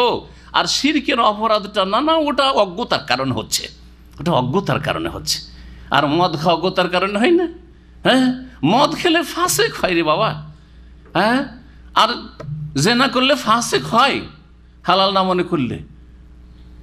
তারপরে জুয়া খেললে ফাসেক গুনাহগার হয়, ইসলাম থেকে খারিজ হয় না। কিন্তু শিরক করলে ইসলাম থেকে খারিজ, চিরকালে জাহান্নামী হয়। এই অবস্থায় মারা গেলে কখনো শাফাত হবে না। বোঝার চেষ্টা করুন। জি, এখন কথাগুলি তো ভালো, চোরের হাত কাটবো, কথা খারাপ না ভালো? কথা ভালো। কিন্তু চোরের হার যারা কাটতে পারবে তারা তো কাটছে না। হ্যাঁ, আর আমরা তো কাটতে চাই, কিন্তু আমরা তো যেতে পারছি না। সুতরাং যাব কিভাবে? আব্রাহাম লিঙ্কনের তরিকায় যাওয়া। কথা বুঝতে পেরেছেন? আমরা যেতেও পারছি না, একটা রাস্তা শুধু দেখছি যাওয়ার, সেটা হচ্ছে আব্রাহাম লিঙ্কন ইহুদির তরিকা, গণতন্ত্র। সুতরাং সেই তরিকে যাবে। এটা হচ্ছে গ্রামের বা ধনীর বাড়িতে চুরি ডাকাতি করে গ্রামের গরিবকে খাওয়ানো। বুঝতে পেরেছেন না? পারেন নাই? আল্লাহ যেন বুঝার তৌফিক দান করেন। আর মজার কথা কি, এরকম সত্য ঘটনা। বিহারে এক বড় কুখ্যাত ডাকাত ছিল। আমার এক ক্লাসমেট বিহারের ছিল, পড়াশোনা করেছে আমার সাথে। তো বলছি যে বড় এক ডাকাত ছিল, সে বড় বড় ব্যাংকে ডাকাতি করতো। আর ডাকাতি করে এক পয়সা খেত না সে, ডাকাতি করে নিয়ে গরিব দুঃখীকে দান করে দিত। বুঝতে পেরেছেন? তো ঠিক ওই রকমই, হ্যাঁ, চোরের হাত কাটবো আমরা, এইসব দণ্ডবিধান বাস্তবায়ন করব, হ্যাঁ, শাসন ব্যবস্থা ইসলামিক করব। আল্লাহ জানেন এদের সৎনিয়ত আছে কিনা, সেটা তো আলাদা কথা। কিন্তু কথা হচ্ছে যে তাদের আচার আচরণ প্রমাণ করে যে না, কারণ তাদের মুরব্বীদের বক্তব্য আজকাল ছড়িয়ে ছিটিয়ে আছে, বড় বড় মুরব্বীদের, আন্তর্জাতিক যারা মুরব্বী, তাদের, যে আমাদের মাঝে আর খ্রিস্টানদের মাঝে আকীদাগত তেমন পার্থক্য নেই। এই বক্তব্য ইউসুফ কারজাবিরও, আর এই বক্তব্য আপনার মুরসিরও। আমি নিজের কানে শুনেছি মুরসির আর কারজাবির বলছে যে খ্রিস্টানদের সাথে আমাদের তো আকীদার কোনো পার্থক্য নেই। জি, এদের দ্বারা দণ্ডবিধান কী কায়েম হয়? যারা বলছে খ্রিস্টানরাও তৌহিদবাদী, আমরাও তৌহিদবাদী, নাকি খ্রিস্টানও মুসলিম, আমরাও মুসলিম। জি, এই আশ্চর্য হয়ে যাবেন আপনি। সুতরাং এই ধোকায় থাকবেন না। আর তারপরে ইমাম মালিক বলছেন, কোরআন সুন্নাহ তার আগে বলছে যে নবীর তরিকে আসতে উসওয়া হাসানা রাসূলুল্লাহ সাল্লাল্লাহু আলাইহি ওয়াসাল্লাম। বোঝা গেছে কি না? তারপরে খোলাফা রাশেদিন, আর না আব্রাহাম লিঙ্কনের গণতন্ত্রতে আমরা ওইখানে যাব, আর যাওয়ার পরে তখন চোর ডাকাতের হাত কাটবো, এই করবো সেই করবো, আমরা দণ্ডবিধান কায়েম করবো, জেনা শাস্তি দেবো, মদ জুয়াকে দেশ থেকে শেষ করব ইত্যাদি। আল্লাহ যেন হেদায়েত দান করেন। আর আল্লাহ জনগণকে যেন বিভ্রান্তি থেকে বাঁচান। জনগণ বড় বিভ্রান্ত হচ্ছে, জনগণকে এইসব বিভ্রান্তি থেকে যেন আল্লাহ যেন বাঁচিয়ে রাখেন। আর আল্লাহ রাব্বুল আলামিন কাছে যে হেদায়েত চাবে সে হেদায়েত পাবে, আর যে বলবে যেন আমি হেদায়েতে আছি সে কখনো হেদায়েত পাবে না। ইহদিনাস সিরাতাল মুস্তাকিম, অন্তর থেকে বলেন ইহদিনাস সিরাতাল মুস্তাকিম। আল্লাহ সোজা পথ আমাদেরকে দেখাও, যেই পথ আম্বিয়া রসুলগণের পথ, যেই পথ মুহাম্মদুর রাসূলুল্লাহ সাল্লাল্লাহু আলাইহি ওয়াসাল্লাম, খোলাফায়ে রাশিদিন, সাহাবায়ে কেরাম, আইম্মায়ে আরবার পথ। বলছেন আল্লাহ রাব্বুল আলামিন কি, যে খেতে থাকো, ওয়ালা তাকরাবু হাযিহিশ শাজারা ফাতাকুনা মিনাজ জালিমিন। এই গাছের কাছে, যে এই গাছটি কি ছিল, এই নিয়ে তাফসীরকারদের মেলা মত রয়েছে। আমাদের দেশে খুব প্রসিদ্ধ আছে, গাছটা কিসের ছিল, কি খেয়েছিল? হ্যাঁ, গন্ধম। গন্ধম মানে কি? দেখছেন আমাদের দেশের লোকেরা ফার্সির এত তাদের আসক্তি যে গম বলেন না, নিজের বাড়িতে বলছে গমের রুটি, আর যখন আদমের খাওয়ার ব্যাপার আসছে তখন আরবি বলছে না, হিন্তাতুন বলতো, আরবি বলার তৌফিক হয় না, কি বলছে? ফার্সি। হ্যাঁ, গন্ধম খেয়েছিল। জি। তো আর একটি মত হচ্ছে যে আঙ্গুর, আল কারাম, এনাব, আর কিছু আর কিছু আর কিছু। আচ্ছা, যাই কিছু খাই, হ্যাঁ, তাতে কোনো লাভ আছে না লস আছে? গাছটি জেনে আমার একটু লাভ হয়েছে, এরকম কিছু হবে? গাছটি জানতে পারিনি, সেই জন্য লস হয়ে গেছে, এমন ব্যাপার আছে নাকি? সুতরাং এই গাছ জানার পিছনে ছুটা, এটা হচ্ছে অসার কাজ, লঘু। জি। যার ফলে তাফসীরকারগণ এই সবের পিছনে পড়েননি। ইমাম ইবনে কাসির রাহমাতুল্লাহ বলছেন যে এইসব কথা আর কোনো ভিত্তিও নেই, আর এসবের পিছনে পড়ার কোনো দরকার নেই। একটা হুকুম, আল্লাহ একটা হুকুম দিয়ে পরীক্ষা করবেন, একটা নিষেধাজ্ঞার মাধ্যমে আল্লাহ পরীক্ষা করেন যে এই গাছের কাছে যাবে না। উদ্দেশ্যই ছিল যে ওই গাছ ক্ষতিকর, ওই গাছের কাছে গেলে আল্লাহর নাফরমানি হলে, আল্লাহ নিষেধ করেছে সেই জন্য। আসল বিষয় হচ্ছে আল্লাহর নাফরমানি করিও না। আসল কি? আল্লাহর নাফরমানি করিও না। আল্লাহ এখানে যেতে নিষেধ করেছে, যেও না। ফাযাল্লাহুমুশ শাইতানু আনহা, অতঃপর আদম এবং হাওয়া উভয়ের শয়তান পদস্খলন ঘটালো, আনহা, ওই গাছের মাধ্যমে। আনহা মানে বেশ্যাভাবে ওই গাছের মাধ্যমে কি করলো? পদস্খলন ঘটালো, ওই গাছের ফল খাওয়িয়েই দিল। ফাআখরাজাহুমা মিম্মা কানা ফি, অতঃপর তাদের দুইজনকে বের করে দিল ওই সব নিয়ামত থেকে, ভোগের সামগ্রী থেকে, যাতে তারা অবস্থান করছিল জান্নাতে। সব নিয়ামত থেকে বঞ্চিত, জান্নাতের পোশাক খসে পড়ে গেল, বিবস্ত্র হয়ে গেলেন। বিস্তারিত আদম আলাইহিস সালামের ঘটনা সূরা আরাফে আছে, কিভাবে শয়তান বারবার করে বহকাবার চেষ্টা করছে। শয়তান বলছে যে হাল আদুল্লুকা আলা শাজারাতিল খুলদি ওয়া মুলকিন লা ইয়াবলা, এই একটা গাছ আছে, এই গাছটা যদি আপনি গাছের ফলটা খেয়ে নেন, এই গাছটা হচ্ছে শাজারাতুল খুলদ, মানে এই গাছের ফল খেলে চিরকাল জান্নাতে থাকা যাবে, কখনো আর কোনো চিন্তা থাকবে না যে জান্নাতে কতদিন যে থাকতে পারবো আর না পারবো, চিরকাল থাকতে পারবে। ও মুলকিন লা ইয়াবলা, এমন রাজত্ব হাসিল হবে কোনোদিন সেই রাজত্ব শেষ হবে না। কখনো শয়তান কোনো পাপকে ঘৃণিত করে পেশ করে না, মনে রাখবেন। শয়তান যে কোনো পাপকেই, যতই খারাপ পাপ হোক, সেটাকে সাজিয়ে পেশ করে, সাজিয়ে পেশ করে। যারা সুদ খায়, সুদের টাকা সাজিয়ে সাজিয়ে শয়তান পেশ করে। হ্যাঁ, যদি সুদি কারবার নাই করবি তো তোর ছেলেমেয়েরা কি করে খাবে? হ্যাঁ, তোর এই চাকরি দিয়ে কী বা হবে? হ্যাঁ, ইত্যাদি ইত্যাদি। তো যদি এত হালাল হালাল করবি তো এক পা আগে বাড়তে পারবি। হ্যাঁ, তোর এত দায়িত্ব রয়েছে, ইত্যাদি ইত্যাদি। যারা এইরকমই জেনাকারী, তারা, হ্যাঁ, জেনা খুব নোংরা কাজ, এটা যদি আমার মা বোনের সাথে হইতো তো আমি কখনো মেনে নিতাম না। এইভাবে শয়তান কোনোদিন ঢোকে না। শয়তান বলে হ্যাঁ যে যা সুযোগ আসছে, এই সুযোগ কি আর সবসময় আসে? এইরকম সুযোগ সবসময় আসে না। আর তারপরে বিয়ে করে ওই একজনের সাথে সীমিত, আর তারপরে এত দায়িত্ব না, এখনো পায়ে তুই দাঁড়াইসনি, বিয়ে করিস না, এখন এইদিক এই জেনা ব্যভিচার দিয়ে চল। শয়তান ওয়াযায়্যানা লাহুমুশ শায়তানু আমালাহুম, আল্লাহ কোরআনে বলছেন আদম সন্তানের সামনে শয়তান পাপের কাজগুলিকে সাজিয়ে সাজিয়ে পেশ করে, সুসজ্জিত করে, সুশোভিত করে পেশ করে। ফাসাদ্দাহুম আনিস সাবিল, আল্লাহ রাস্তায় চলতে বাধা সৃষ্টি করে। শয়তান ঠিক ওইভাবে বিভ্রান্ত করেছিল আদম আলাইহিস সালাম এবং হাওয়া, বেরিয়ে যেতে হলো। ওয়াকুলনা, তখন আল্লাহ বলছে, আমি বললাম, ইহবিতু, এখন তোমরা নেমে পড়ো, জান্নাত থেকে নেমে পড়ো। হাবা তাহবে তো মানে কি? নেমে যাওয়া। নামা নিচের দিক থেকে ওপর দিকে হয় না, ওপর দিক থেকে নিচে হয়?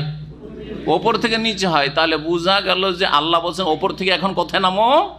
নিচে নামো। তার থেকে বোঝা গেল যে জান্নাত তাহলে কোথায় আছে? ওপরে আছে। যেই জান্নাতে বসবাস করছিলেন তিনি, হ্যাঁ, সেটা ওপরে ছিল, নিচে নয় কোথাও। জি, এই বেতু।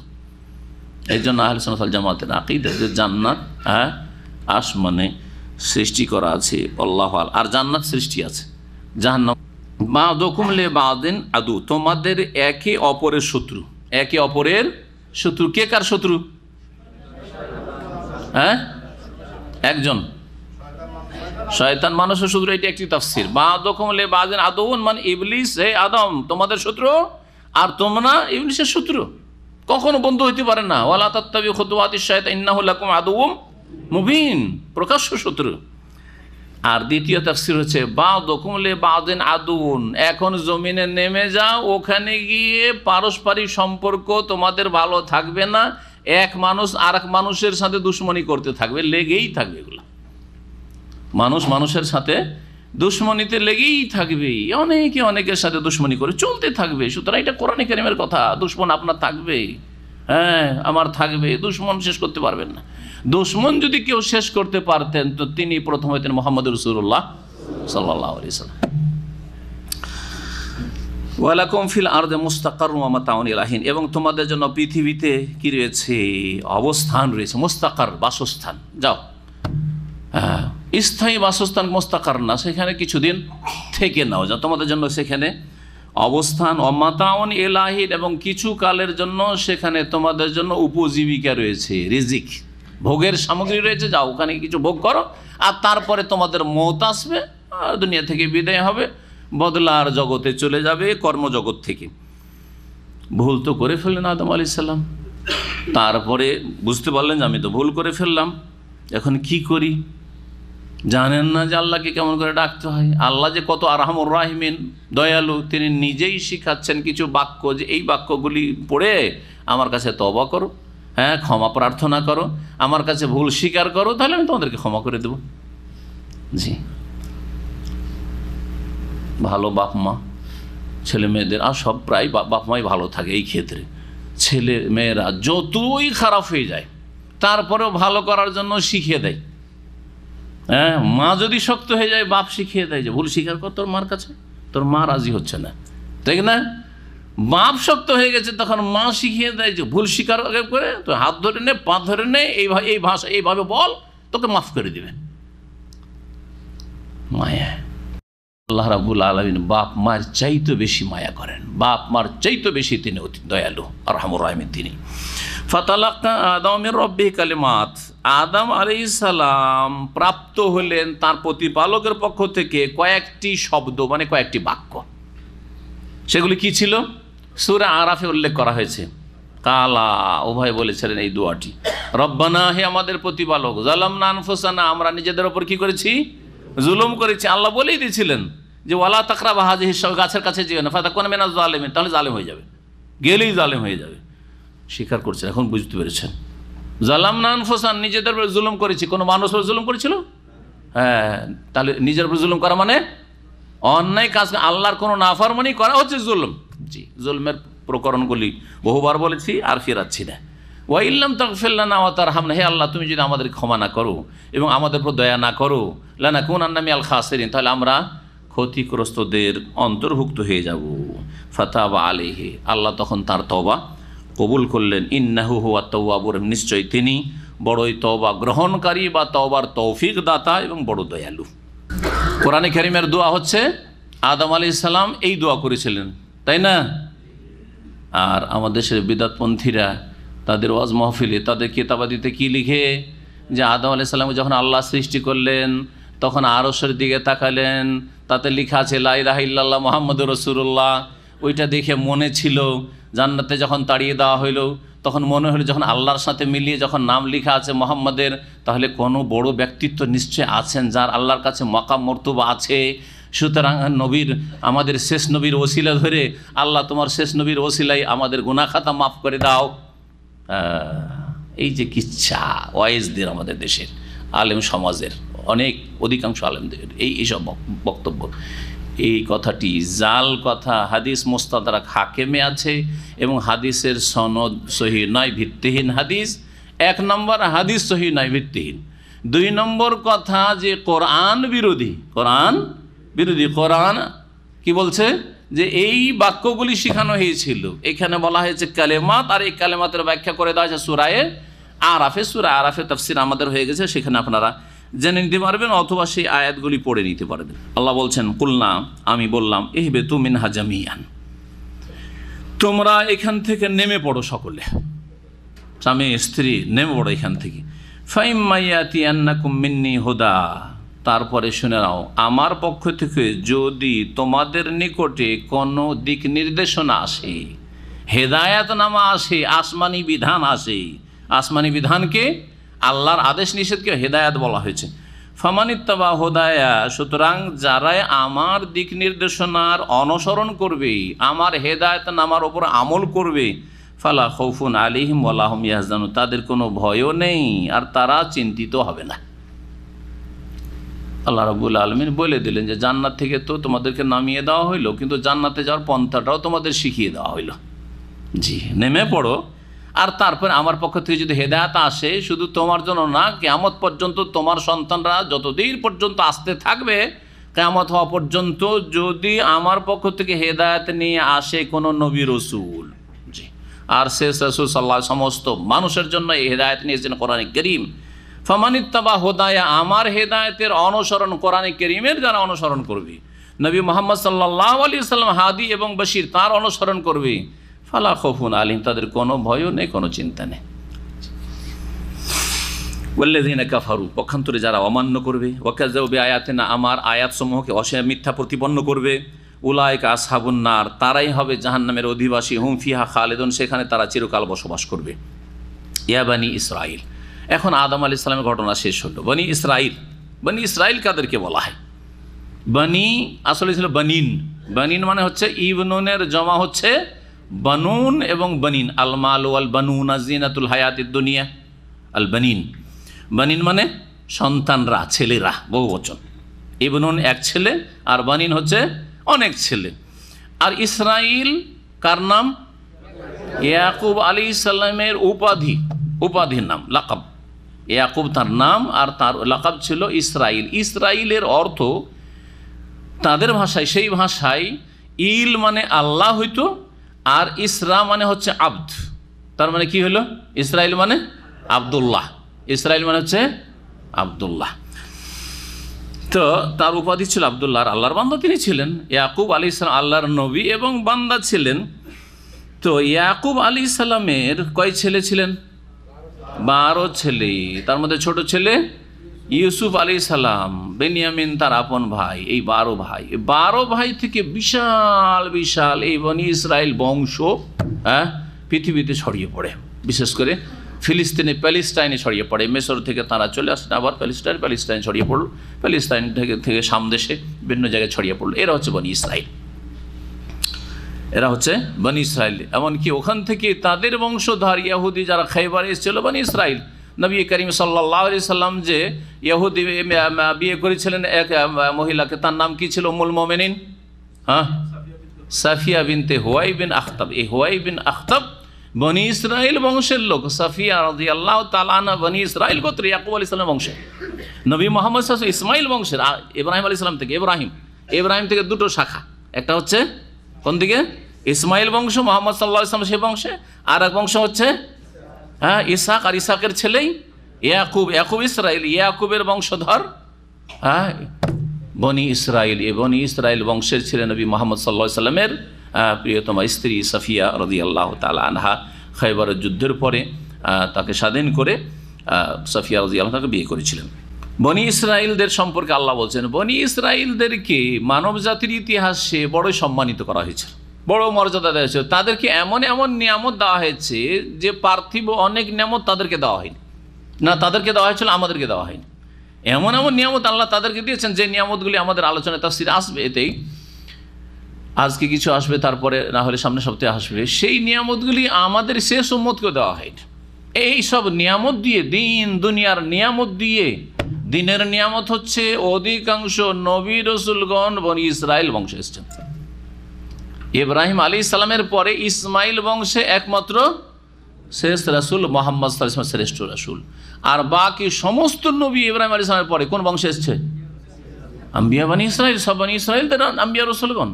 দিনের শ্রেষ্ঠত্ব, ফজিলত, দুনিয়ার ক্ষেত্রে ফজিলত তাদের খাবার চিন্তা না, পানির চিন্তা না, রোদরে বাতাসের চিন্তা। সুবহানাল্লাহ, সব তাদেরকে কত বড় বালা মুসিবত থেকে উদ্ধার করে, ফেরাউনের জুলুম অত্যাচারকে উদ্ধার করা, এবং তাদেরকে আবার তাদের বাপদাদা পূর্বপুরুষদের জমি ফিলিস্তিনে প্যালেস্টাইনে ফিরিয়ে দেওয়া, সেখানে তাদেরকে নেতৃত্ব দেওয়া, তাদেরকে শক্তিশালী করা, সমস্ত নিয়ামত আল্লাহর দুনিয়া দিয়েছেন। কিন্তু তারপরেও যখন তারা অবাধ্য হইল, আল্লাহর নাফরমানি করল, আল্লাহর দিন থেকে সরে গেল, তাদেরকে ধাক্কা দিয়ে সরিয়ে দিয়ে শেষ নবী মোহাম্মদ রাসূলুল্লাহ সাল্লাল্লাহু আলাইহি ওয়াসাল্লামের উম্মতকে আল্লাহ ফজিলত দান করলেন, শ্রেষ্ঠত্ব দান করলেন। বনি ইসরাইলের এই ইহুদিদের শ্রেষ্ঠত্ব কেড়ে নিয়ে শেষ নবীর উম্মতকে দিয়ে দেওয়া হয়েছে সাল্লাল্লাহু আলাইহি ওয়াসাল্লাম। কোন আয়াতের ভিত্তিতে, কোন দলিলের ভিত্তিতে? সূরা আলে ইমরানে আমাদের তাফসিরে গিয়েছে, কুনতুম খায়রা উম্মাতিন উখরিজাত লিন-নাস, তোমরা শ্রেষ্ঠ উম্মত, শ্রেষ্ঠ জাতি, তোমাদেরকে মানব জাতির কল্যাণের জন্য পৃথিবীতে আনা হয়েছে। তা'মুরুনা বিল মারুফ, তোমরা এই কাজগুলি করতে হবে, তাহলে খায়রা উম্মত, শ্রেষ্ঠ উম্মত থাকবে। এই কাজ থেকে সরে গেলে তোমরাও নিকৃষ্ট হয়ে যাবে, এটাও আল্লাহ জানিয়ে দিয়েছেন। তা'মুরুনা বিল মারুফ, ভালো কাজের নির্দেশ দেবে, তার তিনটি স্তর আছে। ওয়া তানহাউনা আনিল মুনকার, অন্যায় কাজে বাধা দেবে, তার তিনটি স্তর আছে। নবী সাল্লাল্লাহু আলাইহি ওয়াসাল্লাম সহিহ মুসলিমের হাদিসে রয়েছে, বলেছেন। আর ওয়া তু'মিনুনা বিল্লাহ, আল্লাহর প্রতি তোমরা ঈমানদার হবে, বিশ্বাস, সত্যিকার ঈমানদার হবে। শিরক মুক্ত ঈমান, বিদআত মুক্ত ঈমান, কুফরি মুক্ত ঈমান, নেফাক কপটতা মুক্ত ঈমান, এবং ঈমানের দাবিতে সত্যতা প্রমাণের জন্য নেক আমল ফরজ ওয়াজিব আদায় করবে, হারাম নাজায়েজ থেকে বেঁচে থাকো, এর নামই হচ্ছে দ্বীন। এটা যদি ঠিক রাখো তাহলে তোমরা হচ্ছ কি? খায়রা উম্মাহ। তার আগে ওদেরকে বলেছিলেন যে তোমাদেরকে বিশ্বজাহানের ওপর শ্রেষ্ঠত্ব দিয়েছি, কিন্তু তাদের কাছ থেকে এই নেতৃত্ব কেড়ে নেওয়া হয়েছে। নেতৃত্ব তাদের কাছ থেকে নিয়ে নেওয়া হয়েছে, এর বাস্তব প্র্যাকটিক্যাল দেখাবার জন্য মেরাজ হইল, ইসরা হইল নবী করিম সাল্লাল্লাহু আলাইহি ওয়াসাল্লামের। মেরাজে নবী মুহাম্মদ সাল্লাল্লাহু আলাইহি ওয়াসাল্লামকে নিয়ে গেলেন নৈশ ভ্রমণে, মসজিদে বাইতুল মুকাদ্দাসে গেলেন, যাওয়ার পরে সেখানে সমস্ত আম্বিয়া, নবী, রোগী, রাসূলগণকে নিয়ে আসা হইল। আর নবী মুহাম্মদ সাল্লাল্লাহু আলাইহি ওয়াসাল্লাম কি করলেন? তাদের ইমামতি করে 2 রাকাত নামাজ পড়ালেন। এতদিন নেতৃত্ব কার হাতে ছিল?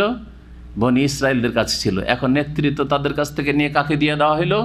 শেষ নবী মুহাম্মদ সাল্লাল্লাহু আলাইহি ওয়াসাল্লামকে দেওয়া হলো। দেখো, তোমাদের ইমামতি করলেন এখন কে? মুহাম্মদুর রাসূলুল্লাহ সাল্লাল্লাহু আলাইহি ওয়াসাল্লাম। জি, এই মেরাজের ঘটনায় ইঙ্গিত করা হয়েছে, এটা বাস্তবে দেখানো হয়েছে। আর কোরআনে কারিমে বলে দেওয়া হয়েছে তোমরা শ্রেষ্ঠ উম্মত। কিন্তু এই শ্রেষ্ঠত্ব কোনো রঙের সাথে সম্পর্ক রাখে না, কোনো ভাষার সাথে সম্পর্ক রাখে না, কোনো বর্ণের সাথে সম্পর্ক রাখে না, কোনো অঞ্চলের সাথে, এলাকার সাথে সম্পর্ক রাখে না, কোনো জমির সাথে সম্পর্ক রাখে না। বরং এই সম্পর্ক হচ্ছে কিসের সাথে? আকীদা, মানহাজ, ইবাদত, আখলাক। আকীদা ঠিক হইতে হবে, শিরক মুক্ত, বিদআত মুক্ত হইতে হবে, ইবাদত সুন্দর হইতে হবে। আল্লাহুম্মা আইনি আলা যিকরিকা ওয়া শুকরিকা ওয়া হুসনে ইবাদত থেকে আখলাক, চরিত্রের অধিকারী, উত্তম চরিত্রের অধিকারী হইতে হবে। জি, তোমাদের মধ্যে সবচেয়ে শ্রেষ্ঠ কে? আহসানুকুম আখলাকা, যার যত চরিত্র বলো সে তোমাদের মধ্যে শ্রেষ্ঠ। আল্লাহ রাব্বুল আলামিন যেন তার দিন পালন করার উম্মতে মুসলিমাকে তৌফিক দান করেন। তার আগে আমাদেরকে যেন আল্লাহ রাব্বুল আলামিন অগ্রগামী করেন। বলছিলাম বনি ইসরাইলদের কথা শুনে এখন। ইয়া বানি ইসরাইল, হে ইসরাইল বংশের লোকেরা, উযকুরু নি'মাতি, আমার নিয়ামতকে স্মরণ করো, আল্লাতী আনআমতু আলাইকুম, যা তোমাদের উপর অনুগ্রহ করেছি। আমার নিয়ামত, আমার অনুগ্রহ স্মরণ করো। আল্লাতী আনআমতু আলাইকুম, যা দিয়ে তোমাদের উপর কি করেছি? অনুগ্রহ করেছি। ওয়া আউফু বিআহদি, এবং আমার সাথে কৃত চুক্তি তোমরা পূর্ণ করো। আল্লাহর সাথে যে চুক্তি হয়েছে, অর্থাৎ আল্লাহর দিন মেনে চলবে। উফে বিআহদিকুম, তাহলে তোমাদের সাথে যে প্রতিশ্রুতি করেছি সেই ওয়াদা, চুক্তি আমি পূরণ করব। এই কথাটা শুধু আল্লাহ তাদেরকে বলেছেন না আমাদেরকে বলেছেন? আমাদের সাথে কিন্তু আল্লাহর ওয়াদা আছে। আমাদের সাথে কি আছে? আল্লাহর ওয়াদা আছে। ওয়াদার সাথে, সেই ওয়াদা পূরণ করলে আল্লাহ আমাদের সাথে ওয়াদা করে সেই ওয়াদা পূরণ করবেন। আছে না নেই? এরকম কোন একটি আয়াত বলতে পারেন? সূরা নূরের, মাশাআল্লাহ, আয়াত নম্বর ভালো মুখস্থ রেখেছেন। সূরা নূরে আল্লাহ বলছেন, ওয়াদাল্লাহুল্লাযিনা আমানু মিনকুম, আল্লাহ তোমাদের মধ্যেকার মুমিন ঈমানদারদের সাথে ওয়াদা করেছে। 1 নম্বর শর্ত হচ্ছে ঈমানদার হইতে হবে। মুমিন, কমিন, মুনাফিক, কপট, ইসলামের কিছু নেব আর পশ্চিমাদের কিছু নেব, টার্গেটটা ইসলামের নেব আর পন্থাটা নেব পশ্চিমাদের, লিঙ্কনের, এটা চলবে না। আমানু মিনকুম, ঈমানদার হইতে হবে। জি হ্যাঁ। ওয়া আমিলুস সালিহাত, ঈমানের দাবিদার জাতিতে মুসলিম হইলে হবে না, সৎকর্মশীল হইতে হবে। 3য় শর্ত। শর্ত হইল 2টো। এগুলো কি? আল্লাহর পক্ষ থেকে আমাদের কাছ থেকে নেওয়া কি? ওয়াদা ভালো করে মনে রাখেন, দুটো বললাম। কি দেবেন আল্লাহ বলছেন? কি আমরা যদি এইগুলো পুরা করি তাহলে আল্লাহ কি পুরা করবেন? লা ইস্তাখলিফান্নাহুম ফিল আরদে, আল্লাহ পৃথিবীতে তোমাদেরকে নেতৃত্ব দান করবেন, খেলাফত দান করবেন। জি, লা ইস্তাখলিফান ফিল আরদ কামা ইস্তাখলাফাল্লাযী মিন ক্বাবলিহিম, যেমন আগের লোকদেরকে আল্লাহ খেলাফত দিয়েছিলেন, দাউদকে, সুলাইমানকে, মুহাম্মদুর রাসূলুল্লাহ সাল্লাল্লাহু আলাইহি ওয়াসাল্লামকে, খুলাফায়ে রাশিদিনকে, ইত্যাদি ইত্যাদি। ওইভাবে আল্লাহ রাব্বুল তোমাদেরকে খেলাফত দান করবেন। ওয়ালা ইউমাক্কিনান্না লাহুম দীনাহুমুল্লাযী ইরতাদা লাহুম, এবং যেই দিনকে তোমাদের জন্য আল্লাহ পছন্দ করে মনোনীত করে সেটাকে শক্তিশালী করবেন। শক্তিশালী করে দিন, শক্তিশালী হবে, দিন ইসলাম দুর্বল হবে না, আল্লাহ শক্তিশালী করে ওয়াদা করেছেন। আর কি? ওয়ালা ইউবাদদিলান্নাহুম মিন বাদি খাউফিহিম আমনা, ভয় লাগছে, ভয়ের পরে ভয়কে দূরে সরিয়ে দিয়ে আল্লাহ তোমাদের জন্য নিরাপত্তা প্রতিষ্ঠা করবেন, নিরাপদ রাখবেন তোমাদেরকে, নিরাপদ জীবন দান করবেন তোমাদেরকে। আজকে ভয়ে ভীত, হ্যাঁ, ইসলাম নিয়ে চলাফেরা করতে ভয় লাগে। কেন? আমাদের চলন দোষে। ভয় দূর করে দিবেন। মক্কায় সাহাবায়ে কেরামদেরকে ভয় লাগতো, মদিনা আসার পরে ভয় দূর হলো ধীরে ধীরে, বিশেষ করে মক্কা বিজয়ের পরে আর কোনো ভয় থাকলো না। সুবহানাল্লাহ, আল্লাহ ওয়াদা করেছেন এগুলি। আল্লাহর ওয়াদা, তাহলে আল্লাহ এই তিনটি দেবেন। বোঝা গেছে কি না? এই তিনটা নিলে কি করতে হবে? একটু আগে বলেছি, একটা ঈমান, আর একটা কি? হ্যাঁ, সৎ কাজ। সৎ কাজগুলি যেগুলি আল্লাহ করতে বলেছেন আর যেগুলিতে বাঁচতে বলেছেন বাঁচবে। আর তারপরে শেষখানে আরও দুটি শর্ত লাগাচ্ছেন। কি? ইয়াবুদুনানি, একমাত্র আমার ইবাদত করবে। 4 নম্বর শর্ত হচ্ছে লা ইউশরিকুনা বি শাইআ, আমার সাথে কোনো কিছুকে শরীক করবে না। এই 4টা শর্ত পুরা করেন: ঈমান, আমাল সালেহ, ইবাদত বন্দেগী আল্লাহর, আর শিরক মুক্ত হওয়া। লক্ষ লক্ষ কবর মাজার পূজা থেকে যাবে আর বলবেন যে আমরা খেলাফত হাসিল করব, আসুন আমাদের সাথে। হ্যাঁ, আমরা আপনাদের ভয় দূর করবো, নিরাপত্তা কায়েম করবো, আসুন আমাদের সাথে। আমরা দিনকে শক্তিশালী করবো, আসুন আমাদের সাথে। কিয়ামত পর্যন্ত হবে না। ভালো বুঝুন, আল্লাহ বলছেন। আর এই আল্লাহর কথা বলেন ইসরায়েলদের সাথে যেমন কোরআনে কারীম বর্ণনা করছে, আমাদের সাথেও তাই। জি, ও আউফু বিআহদি, আমার সাথে কৃত চুক্তি তোমরা পুরা করো। উফু বিআহদিকুম, তাহলে তোমাদের সাথে কৃত চুক্তি আমি পুরা করব। ওয়া ইয়া ফারহাবুন, এবং আমাকেই শুধু তোমরা ভয় করো। ও আমিনু বিমান আনজালতু মুসাদ্দিকাল লিমা মাআকুম, আর তোমরা বিশ্বাস স্থাপন করো, ঈমান নিয়ে আসো ওই বিধানের প্রতি বা ওই কিতাবের প্রতি যা নাজিল করেছি আমি। মুসাদ্দিকাল লিমা মাআকুম, তোমাদের কাছে যেই কিতাব গ্রন্থ রয়েছে তার সত্যায়নকারী রূপে। আল্লাহ নাজিল করেছেন এক কিতাব যা ইহুদি নাসারা বনি ইসরায়েলদের কাছে রয়েছে, সেই কিতাবের সত্যায়নকারী রূপে। সেই কিতাব কি?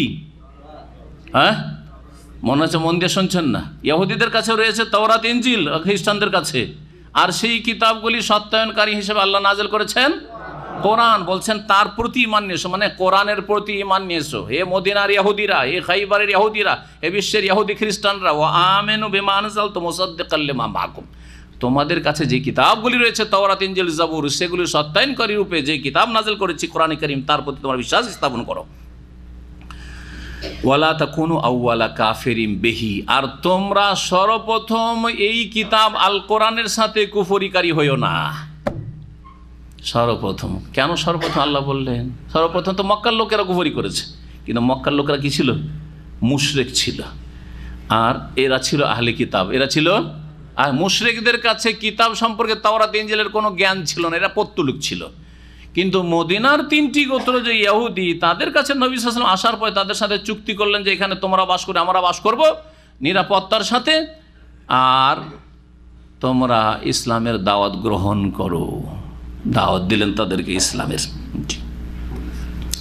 আল্লাহ রাব্বুল আলামিন বলছেন যে তোমরা প্রথম অস্বীকারী হয়ে না, অর্থাৎ তোমরা ইহুদি, তোমাদের কাছে আমি প্রথম আসলাম, এর আগে কোনো আহলে কিতাবের কাছে আমি দাওয়াত নিয়ে যাইনি।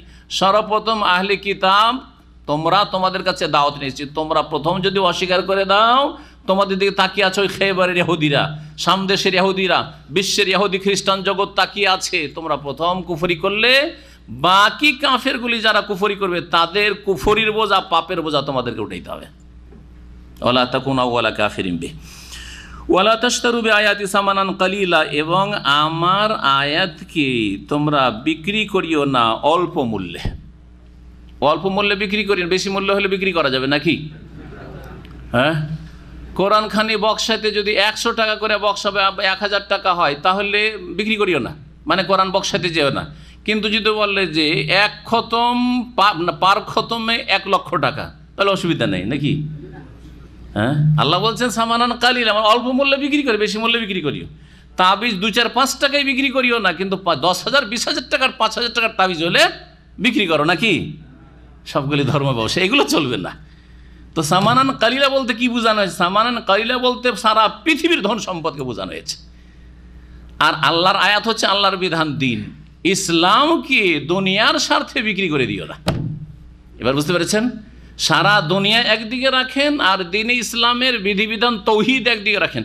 তৌহিদকে বিক্রি করে দিচ্ছেন দুনিয়ার তুচ্ছ কিসের নজর নিয়াজের জন্য, যে তৌহিদের কথা বললে আমাদের মাজার পূজা শেষ হয়ে যাবে, আমাদের কোরআন খানি শেষ হয়ে যাবে, আমাদের এই বক্সানোর ব্যবসা শেষ হয়ে যাবে, মিলাদের ব্যবসা শেষ হয়ে যাবে, আমাদের তাবিজের ব্যবসা শেষ হয়ে যাবে, আমাদের পেটে আঘাত লাগবে। না না না, কোটি কোটি টাকা চলে যাক, দুনিয়ার সব কিছু চলে যাক, কিন্তু কোরআনের বিধান যেন, রাসূলুল্লাহ সাল্লাল্লাহু আলাইহি সুন্নাহর বিধান যেন তোমাদের হাত ছাড়া না হয়। ওয়া ইয়া ফাত্তাকুন, এবং আমাকেই তোমরা ভয় করো, আমাকেই তোমরা ভয় করো। তাহলে কোরআন পড়িয়া কি নেওয়া যাবে, পয়সা নেওয়া যাবে? কোরআন পড়ে পয়সা নেওয়া যাবে না? দেখেন, যদি কাউকে কেউ আপনাকে জিজ্ঞেস করছে, ভাই মসজিদে আজকে দেখছিলাম যে এক লোক আর এক লোকে, পাশের লোক বলছে, আচ্ছা আমি পড়তে পারছি না, একটু পড়িয়ে দেন তো ভাই। বলছে 10 রিয়াল বের করেন, 10 রিয়াল দেন, তাহলে আমি কোরআনের আয়াতটা পড়িয়ে দেবো, তাহলে হারাম, ঠিক না? কিন্তু যদি আরেকজন বলছে যে ভাই আমাকে প্রতিদিন 1 ঘন্টা করে পড়িয়ে দিতে, একটু কোরআনটা শিখিয়ে দিতে হবে, প্রতিদিন 1 ঘন্টা করে কোরআন শিখিয়ে দিতে হবে, বলছে তাহলে ভাই 200 টাকা লাগবে, জায়েজ আছে কি না? যেখানে তো বিক্রি করা হয়েছে, চলবে এই যুক্তি? ওই যে আপনাকে 1 ঘন্টা দিতে আসবে, আসতে যেতে, আর তারপর ওই যে 1 ঘন্টা দিল, ওই 1 ঘন্টা সে রুজি রোজগার করতে পারবে না? না সে ফেরেস্তা হয়েছে, পেট বেঁধে এসছে? হ্যাঁ, বোঝা গেছে কি না? সুতরাং কোরআনের তালিম দিয়ে বেতন নেওয়া যাবে, তবে এই ক্ষেত্রে দুনিয়া লোভী হইতে হবে না। একজন লোক পয়সাওয়ালা 200 রিয়াল দিতে পারছে, আর একজন লোক গরিব মানুষ কোরআন শিখতে বেশ আগ্রহী, সে 100 টাকা দিতে পারছে, আপনি শিখান আল্লাহর রাস্তায়। যদি বলেন না না আমার 200 রেটে 200তে 199 হয় না, তাহলে আপনি দুনিয়াদার, তখন এই কোরআনের আয়াতের আওতাভুক্ত হবে না। একটা লোক বলছে যে ভাই আমার কাছে কোনো পয়সা নেই, চাকরি নেই, বিদেশে এসেছি, কোরআন শিখিনি, খুব আক্ষেপ লাগছে, আমি কোরআন শিখতে চাই, যদি আল্লাহর রাস্তায় একটু শিখে দেন। বলছে না ভাই আমার রেট কমবে না, আমি আমার মার্কেট খারাপ করব না, চলবে? হারাম, তখন হারাম হবে।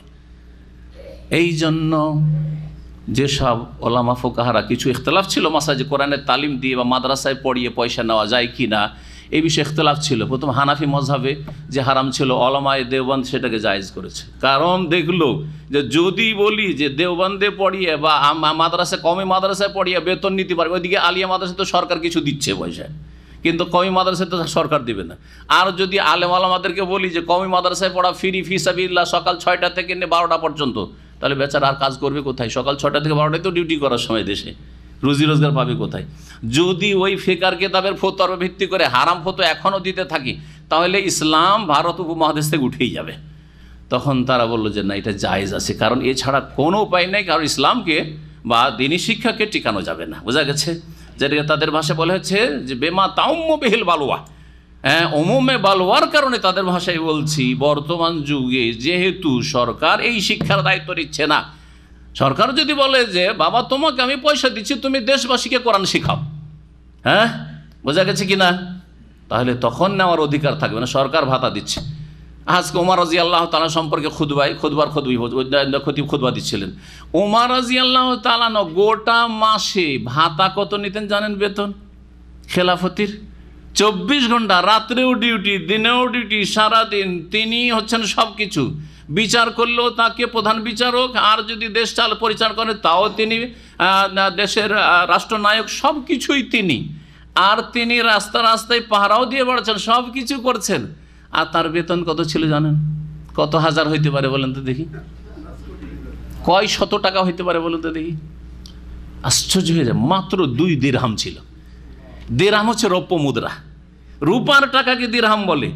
আর 2 দিরহাম মানে 8 আনা হয়। 2 দিরহাম, ভালো করে শোনে, 2 দিরহাম মানে মাত্র 8 আনা, 1 ভরি চাঁদি না, 1 ভরি চাঁদি না, ভালো করে শুনে রাখেন। 1 দিরহাম সমান 25 প্লাস একটু, জি ভালো করে শুনে রাখেন, মাত্র 2 দিরহাম। যার ফলে ছেলে মেয়েদের কোন রকম করে খেয়ে দিয়ে কুতলায়ামুত, খেয়ে দিয়ে কোনো করে বাঁচু যাতে মরে না যায় বাচ্চাগুলি।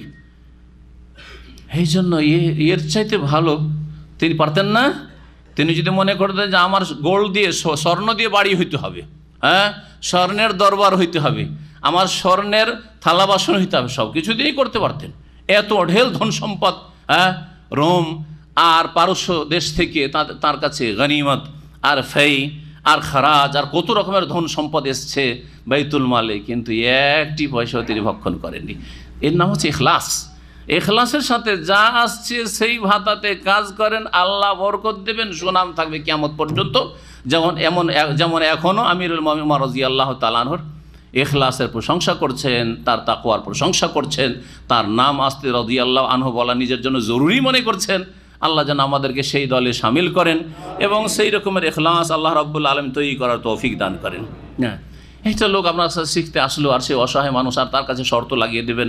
একজন লোক বলছে চলেন আমাদের এখানে হুজুর, আমাদের এখানে একটু দিনের কাজ একটা ওয়াজ করতে হবে, লোকেরা নামাজ পড়ছেন না। হ্যাঁ, আমার ওয়াজের ফিস হচ্ছে 20,000 টাকা। জায়েজ? হ্যাঁ, মোটেই জায়েজ নয়। কিন্তু আপনার সংসার আছে, আপনার সংসার চলার মতো দেখেন যেখানে বেশি দিতে পারবে বেশি, আর যদি সরকার দিয়ে দেয় অথবা কোনো প্রতিষ্ঠান দিয়ে দেয় তো যথেষ্ট। কোনো সরকার বা প্রতিষ্ঠান আপনার কিছু দিয়ে দিছে, যেটা দিয়ে আপনার মাসের আলহামদুলিল্লাহ খরচ খরচা চলছে, জন্য যে অনেক টাকা জমা করতে হবে, চলছে আলহামদুলিল্লাহ চলছে, তারপরে ফিসাবিল্লাহ বাকিটা আপনি নাকি নিজের আখেরাতের সম্বলের জন্য কাজ করেন। আল্লাহ যেন তৌফিক দান করেন। ওয়ালা তালবিসুল হাক্কা বিল বাতিল ওয়া তাকতুমুল হাক্কা ওয়া আনতুম তা'লামুন, তোমরা সত্যকে মিথ্যার সাথে সংমিশ্রণ করিও না এবং সত্যকে গোপন করিও না জেনে শুনে। ও আকিমুস সালাত ওয়া আতুজ যাকাত ওয়ারকাউ মা'র রাকিন, আর তোমরা নামাজ কায়েম করো, যাকাত প্রদান করো, আর রুকুকারীদের সাথে মুসল্লিদের সাথে তোমরা নামাজ পড়ো। ওয়ারকাউ মা'র রাকিন দিয়ে জামাতে নামাজ পড়াকে ওয়াজিব করা হয়েছে। সুতরাং সঠিক মতে জামাত সহকারে পুরুষদের মসজিদে এসে নামাজ পড়া ওয়াজিব। মহিলাদের জন্য জামাত নেই বা জামাত ফরজ নেই, কিন্তু বাড়িতে মহিলারা জামাত করতে পারে। আর বাকি পুরুষদেরকে, যারা সুস্থ মানুষ মসজিদে আসতে পারে, আজান শুনতে পায়, তাদের জন্য মসজিদে নামাজ পড়া ওয়াজিব, সুন্নাতে মুআক্কাদা নয়।